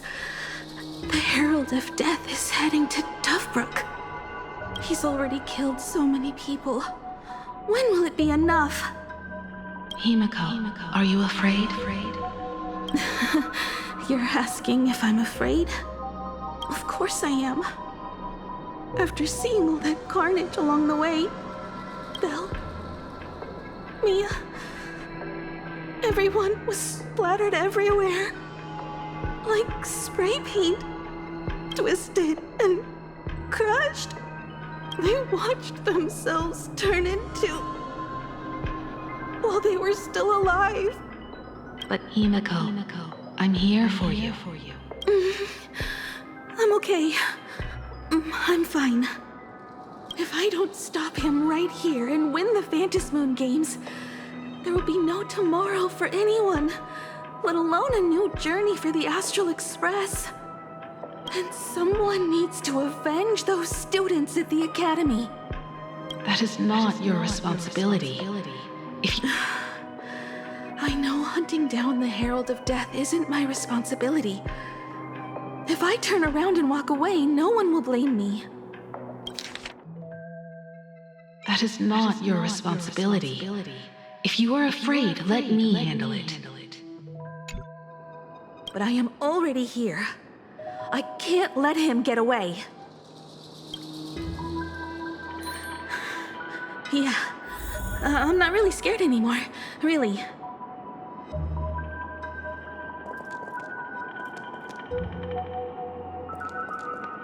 Warning, warning. Rogue supplicant has entered Dovebrooke District. The suppression squad sent by the Department of Aberration Defense. By order of the Department They're of all Aberration gone. Defense. All Completely units must wiped begin out. evacuating civilians from I the struggled surrounding through the area pain immediately. as the Warning, Herald of warning. Death Rogue dragged supplicant and has entered smeared Dovebrooke them District. across the ground. Aberration threat level, But calamity. these Aberration stains... name, Herald of Death. By Is order he of really the so Department far of gone Aberration Defense. that All he's units using must begin himself evacuating as civilians from the paint? surrounding area Even so, immediately. he still managed to break through the blockade ahead. That's terrifying. To take down a monster like him, you need a single perfect strike. Overwhelm him before he can even react. I think I've got it. But first, I need to buy some time. Let me handle that for you. All right. But buying time is easier said than done. It's too narrow here. We need more room. The best bet is to pin the Herald down on that bridge. I'll take all the wish power I've gathered since the Phantom Moon became full, and use it as fuel to paint it into existence. The sheer destructive force unleashed from creating a massive object will break him and leave him completely incapacitated. But by doing this, even if we defeat him, you would be giving up any hope of winning the Phantom Moon games. Yeah. By burning all the wish power, I will be forfeiting my victory. But even if I did win the games and restart the Express, what would happen to this city? To my friends, my teachers, and everyone else? Where would they have left to go? To set the Express in motion with Aha's power, while standing by as innocent people are slaughtered by monsters? To soar into the stars while turning a deaf ear to the screams on the ground? Someone who does that has no right to call themselves a nameless. I knew I should have stuffed an orbital cannon or a molecular saw into the case, using that bigger on the inside Trailblaze tech, just like the Astral Express. Remember that for the future, then. Right. When this is all over, I will have to give it a try. Another body.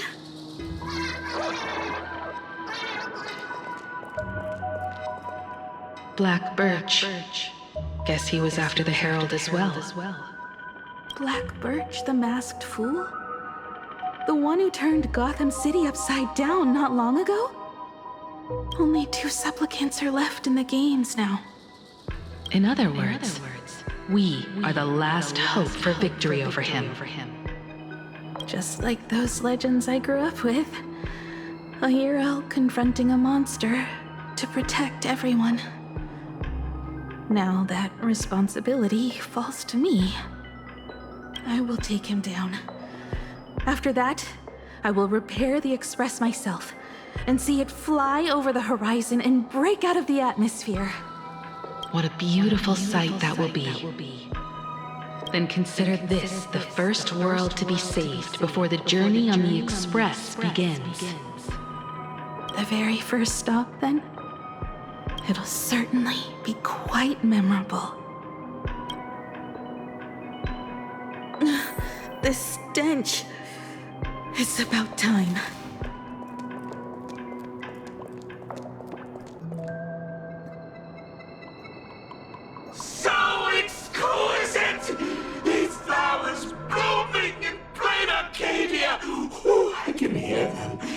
crimson. The tips of my nerves! What is that? You say this is not enough? Still not enough! I need more pigment! I will mix my colors with screams of terror and pray for the catecholamines to drown me! Department head, I shall show you the error of your ways! This flesh is the culmination of life! Its kin is right here! The giant tree running through our heartopia! I shall become her! We will be as one! No, I will surpass her! I will devour her and become the one and only existence! Another new shade, dazzling, shattered crimson! Are you perhaps the color I've been missing all along? Step into this masterpiece! Become one with me and lay the final cornerstone for the future of human evolution!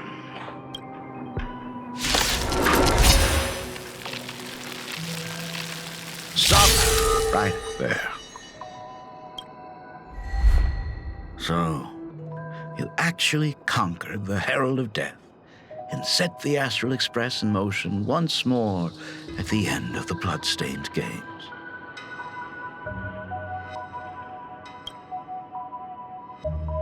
Himeko, I believe in your bravery. When confronted by death, you will undoubtedly choose to resist. But you were so frail and sickly. How could you possibly defeat the Herald of Death, who slaughtered every single supplicant? And how could you hope to repair such a massive, stranded express? Well, the answer is clear. It would be impossible for you. That is, unless you had another person helping you. Don't deny it yet. I've been tested by you enough along the way. So now, give your father a little room to breathe. While I was gathering your belongings, I found some of the manuscripts you left behind. There were 2 distinct sets of handwriting upon those pages. Every trace in that house proves that 2 people once shared a life there. Legend says that during the Canvas Age, the grand artist Whitebow painted his late daughter onto a scroll and breathed life into her. Just suppose, that my brilliant daughter created a likeness of herself, a self-portrait so perfect that it breathed and moved with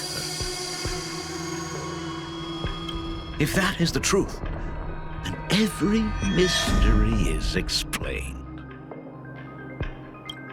During that night of the Bloodstained Games, a girl at death's door and an imagination she created followed the trail of the Herald of Death all the way to Dovebrook. As a monster bearing Shuhu's flesh and a supplicant lost to madness, Marcus and Tali defeated the pair before him without lifting a finger. Driven by pure instinct, he slowly closed in on them. He intended to use their very lives as pigment to paint a new bloody bloom. Little did he know that he was walking straight into a trap of their design. The moment he drew near, a massive iron fist was imaginated from the sky above. It crashed down and crushed into dust. It was the night of July 22nd, 1984 of the Arcadian calendar. A colossal shockwave radiating from Dovebrook District shook the earth. dust settled, a strange urban legend found its way into every corner of the world. Over 10,000 sightings reported a giant arm descending from the sky that evening. In the hours that followed, the Department of Aberration Defense confirmed that the Herald of Death was completely incapacitated. The theories were endless. Was it a divine act by Aha? Or a weapon built by the IPC? No one knew for sure. Yet the silhouette of that giant remained etched in every mind as a testament to heroism. It was just an arm. Yet beneath the brush of a girl who yearned for the stars, it became an extension of humanity's reach. The girl achieved her dream, and the stars set sail once more. Truly a most romantic fairy tale.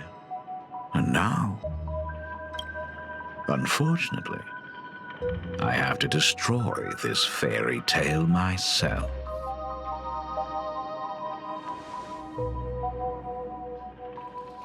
You don't believe me? I have no idea who you truly are. But that little girl who roamed for trailblazing, my frail and sickly daughter, from the very beginning, Himeko never left Planarcadia. That is not something you should joke about. You know better than I do whether I'm joking or not. By the way, things outside aren't looking good. The Arcadia is drowning in problems. Is it really wise to stay here instead of helping the younger crew members? Those kids are all grown up now. They can handle their mission. And as for myself, I am staying right here to deal with the biggest problem of all.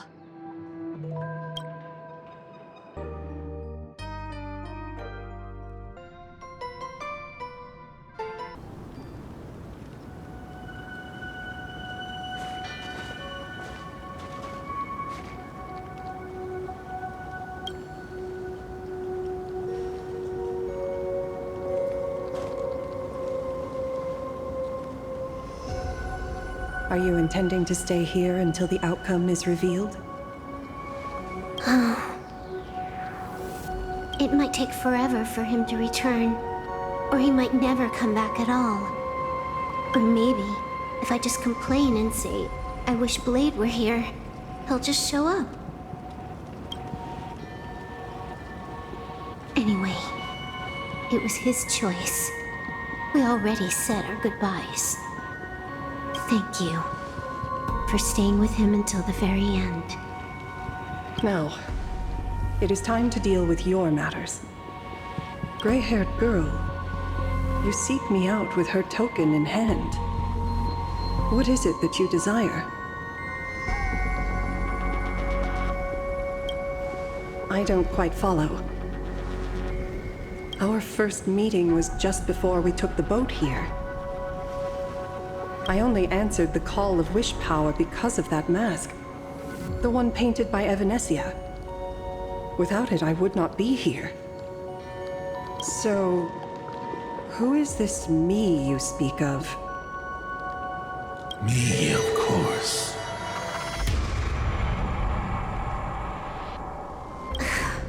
Not you again. A meanie will always be a meanie.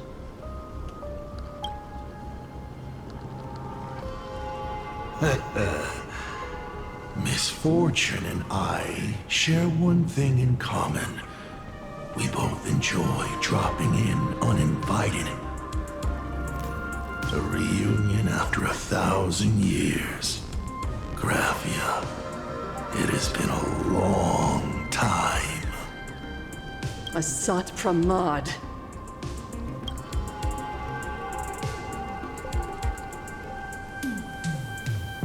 Back at Ink for secret hermitage, what you heard was only half the story. 1,000 years ago, amidst the ruins of Ahatopia, I found a baby girl on the verge of death. Her cold, lifeless body reminded me of the legend of Elation. Aha heard an infant cry and burst into laughter. Too bad I never did get the joke. So I came up with a much better one. I infused that child with the power of destruction, giving her the rebirth of a Void Ranger. I taught her to paint her monstrous beasts using the life of the veracity as pigment, all to carry out the Legion's divine will. Graphia, your name was your commission, to paint the world and carve a trace of our lasting glory just before the world meets its destruction. You were doing so well, right up until you saw that express crash. It gave you ideas, Graphia. Unrealistic, foolish ideas. Since that day, I have had nothing to do with you or your destruction. Your failure began the moment you tried to destroy the Express. All you did was turn the spirit of the Nameless into a rallying cry for rebellion. I took the power you forced upon me and used it to save the innocent. You commanded me to record the end of worlds, but instead, I created a sanctuary. So, you think putting on a human mask makes you one of the Trailblazers? How amusing. Look at yourselves. That weathering curse is still eating away at you and your kin. It is the inescapable price for being a child of destruction who dares to betray her fate. World and canvas, a total disaster. Yet you still try to dress it up as a victory. Do you know why I haven't spared Ahatopia a single glance for an entire millennium? Because you bore me. But now, things have changed. Someone far more interesting than you has returned. And unlike you, she is the real deal. A genuine Nameless. That is why I have returned. Simply to tell you all this. Himeko? I've had my fill of this drama. Now, I'm dying to see how your face handles my fist. For 1,000 years, I have painted them over and over again. Every innocent life you extinguished during the Sind Earth Age. Tell me, Asat Pramad, are you prepared to face their fury? I have more important things to do than linger here. But this little parting gift of yours? Why not let them have a taste instead?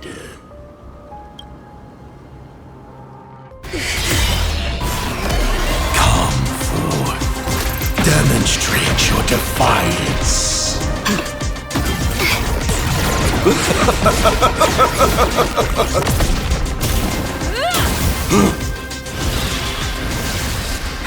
Is it over? Watch out! Pity. Such a clean strike. But the odds of success are 0.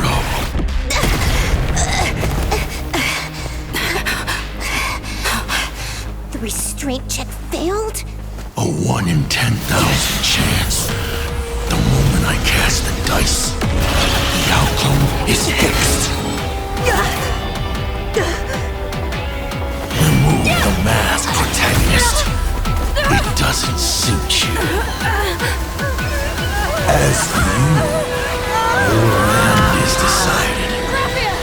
Farewell. Sorry. I have failed.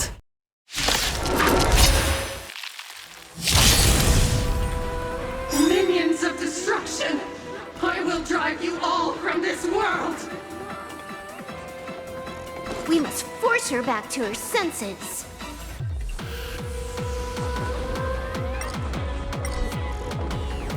We can do it! My purpose is... Earth shatters, heaven trembles! Burn, vengeful spirits! We have to go full force? Of course not. That is exactly what that Mimi wants. Future could come! Mimi! Existed tomorrow! Trust me. We can do anything! Devour offspring!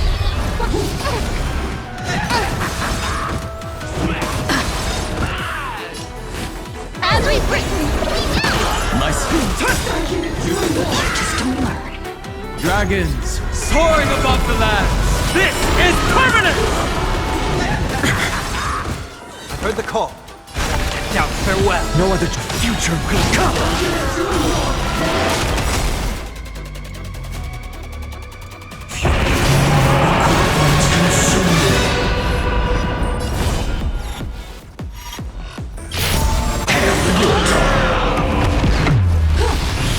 Fury of the dead!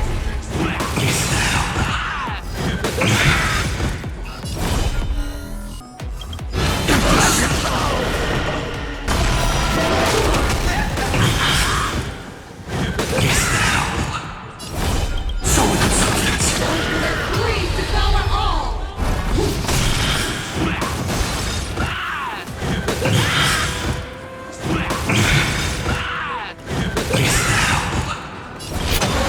Tear the sky!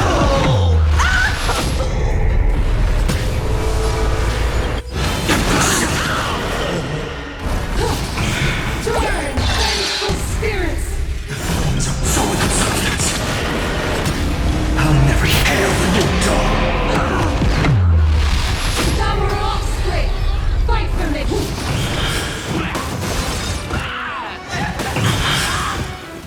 All stars burn to ash.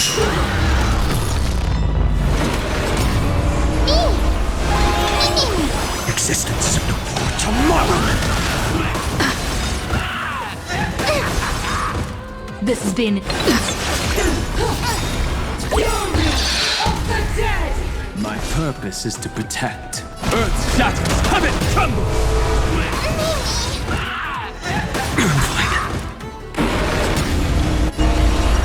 Trinity is before me. No other choice but forward. This mortal form. Watch over you. Guide you on your path. The future will come.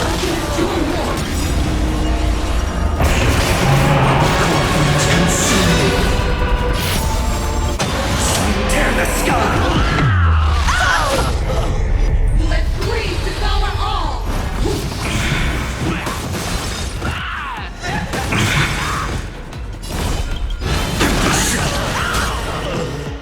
Absolutely cannot let you touch this place! Astral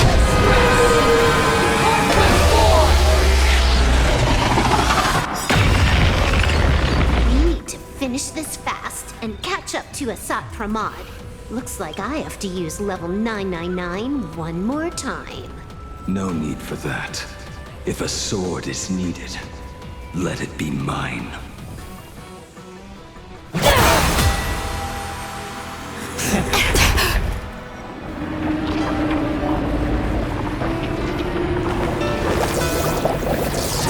Have you thought it through? What defines a blade?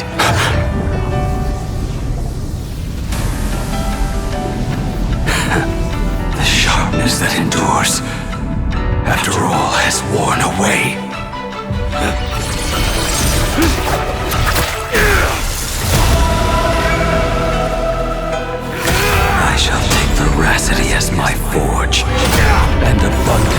by iron.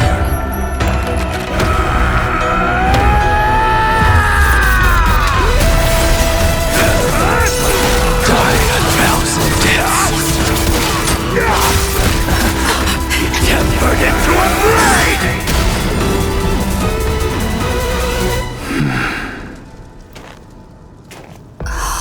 What? Not even a welcome back?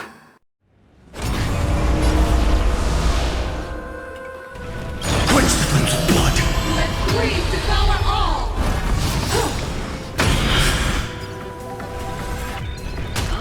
What happened to her? This is Asat Pramad's handiwork. We have to bring her to her senses first!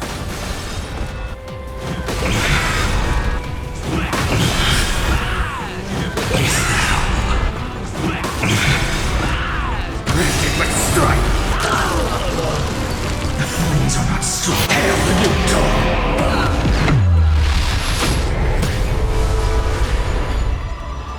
Soul substance! Heat the pain! Tear the sky!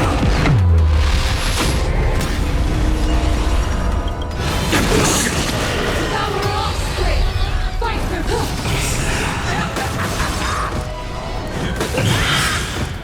All stars burn to ash! Absolutely cannot let you touch this place!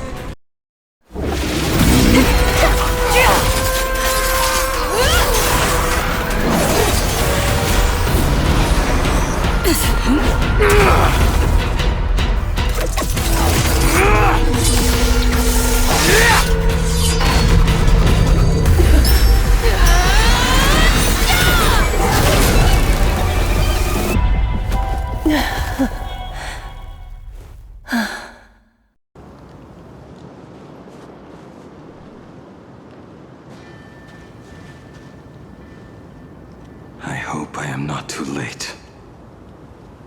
Are you kidding? Your timing is impeccable, Bladie. But isn't this a bit much? How did you even change outfits? What happened down there? I used the Leviathan's maw to imprison Shuho. But that doesn't matter. What matters is that you made it out alive and got the job done. Not yet. I have made a decision. This time, I will stay and become a supplicant. I am joining the Phantom Moon Games. What? You're going to stay here and poke your nose into this world's business, too? Let us settle this first. Are you okay? Thank you. All of you.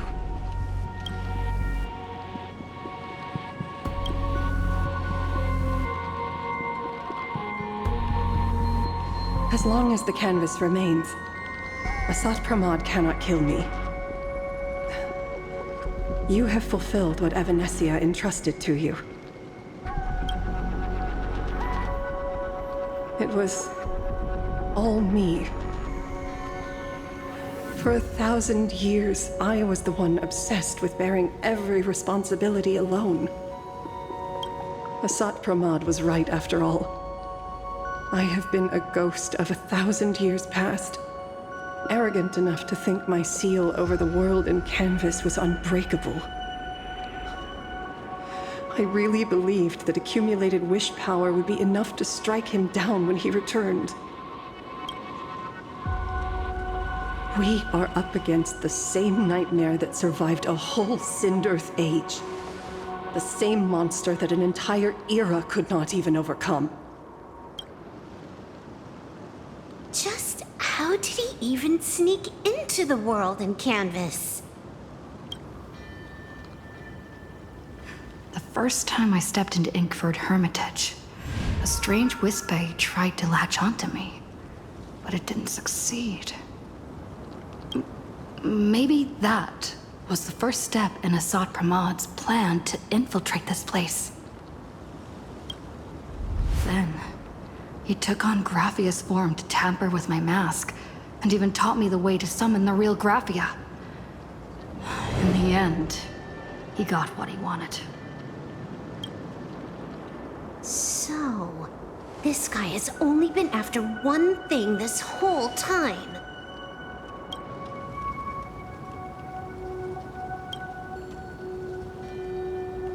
And to awaken the husk of the veracity, we need to leave this place as soon as possible. The giant maw that swallowed me is starting to stir.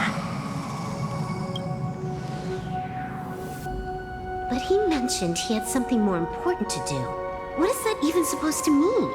He has so much on his plate, no way he can split himself into pieces and handle everything at once, right? 1,000 years ago, the demon lord from beyond invaded Ahatopia. The power he unleashed was beyond all comprehension. He could appear in places thousands of miles apart at the exact same time, as if he possessed countless incarnations. What? He said he was meeting a genuine nameless. Himeko! She's in trouble! The biggest problem? Do you mean me? You said that classroom was a secret place of your own creation, yet Full Wish seemed to know everything about it. You are far too familiar with the Express, yet there is no way my father could have ever set foot on it. And another thing, when we first met up earlier, you said it had been 15 years. But my father clearly left much earlier than that. Your story is riddled with holes. Or rather, you never even intended to pretend. You are the only person I can never seem to lie to. And about that last point, it was just a slip of the tongue. Stop this pathetic act. You are not him. You who dare to impersonate my father, show your true self. It seems our pleasant little father-daughter chat has come to an end. Buying time, keeping me pinned down. Oh, you played your part well along the way. If I proved to be more dangerous than anticipated, you would be right there to shield your companions. But, Navigator, you still overlooked one possibility. The most fatal one of all. Why don't you try to guess at what exact point did I take Ryusuke's place?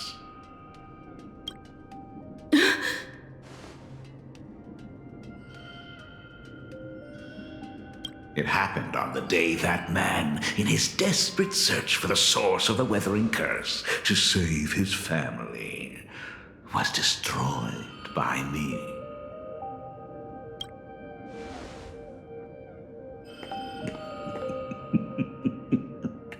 That year, Himeko was 6. At her mother's funeral, she met her father for the first time. You are lying. I have told you only one lie in all these years, my dear daughter. Nice to meet you. I'm your father, Ryusuke. All that effort, all those years spent by my side. What are you really planning? Even I find it hard to tell what goes on in this head of mine sometimes.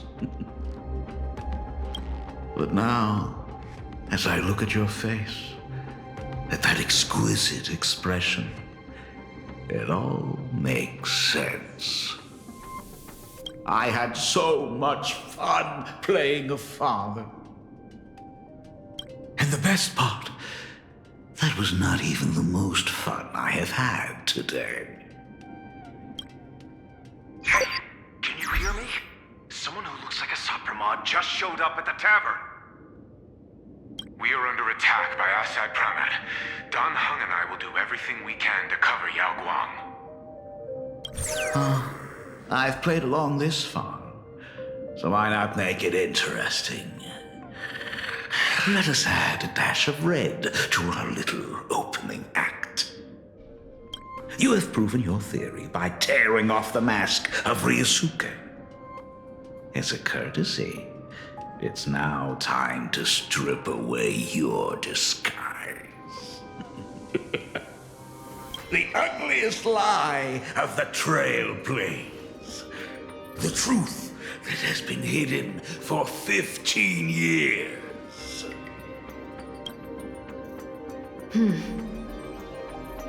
When the Phantom Moon is full again, I will be there as I have promised. I will come back with so many stories to tell you.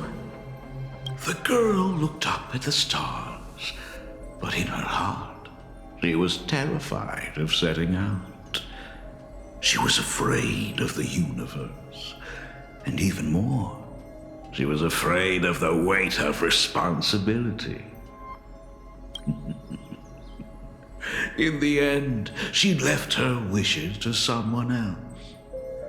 As for her, she chose to lie in a grave and stay in the Arcadia forever. Ryusuke's daughter Himeko is long dead.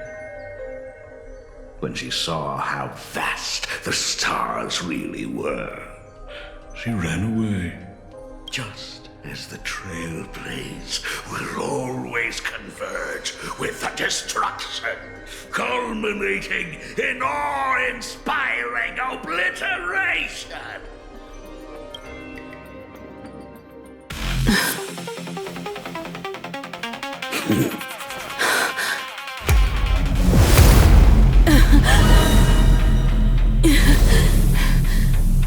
So, you really are a fake. Right back at you.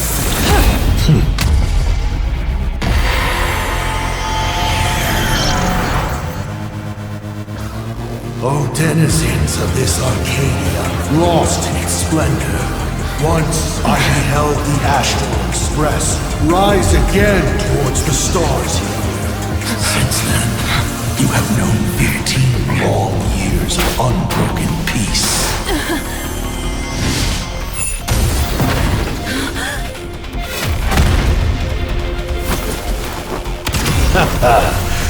It's been a while, old friend.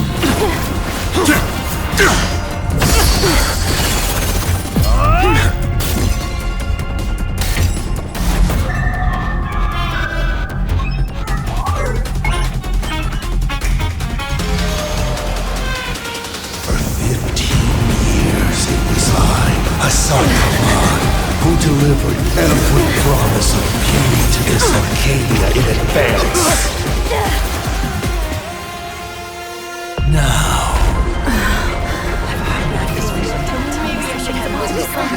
please indulge in these long overdue surprises.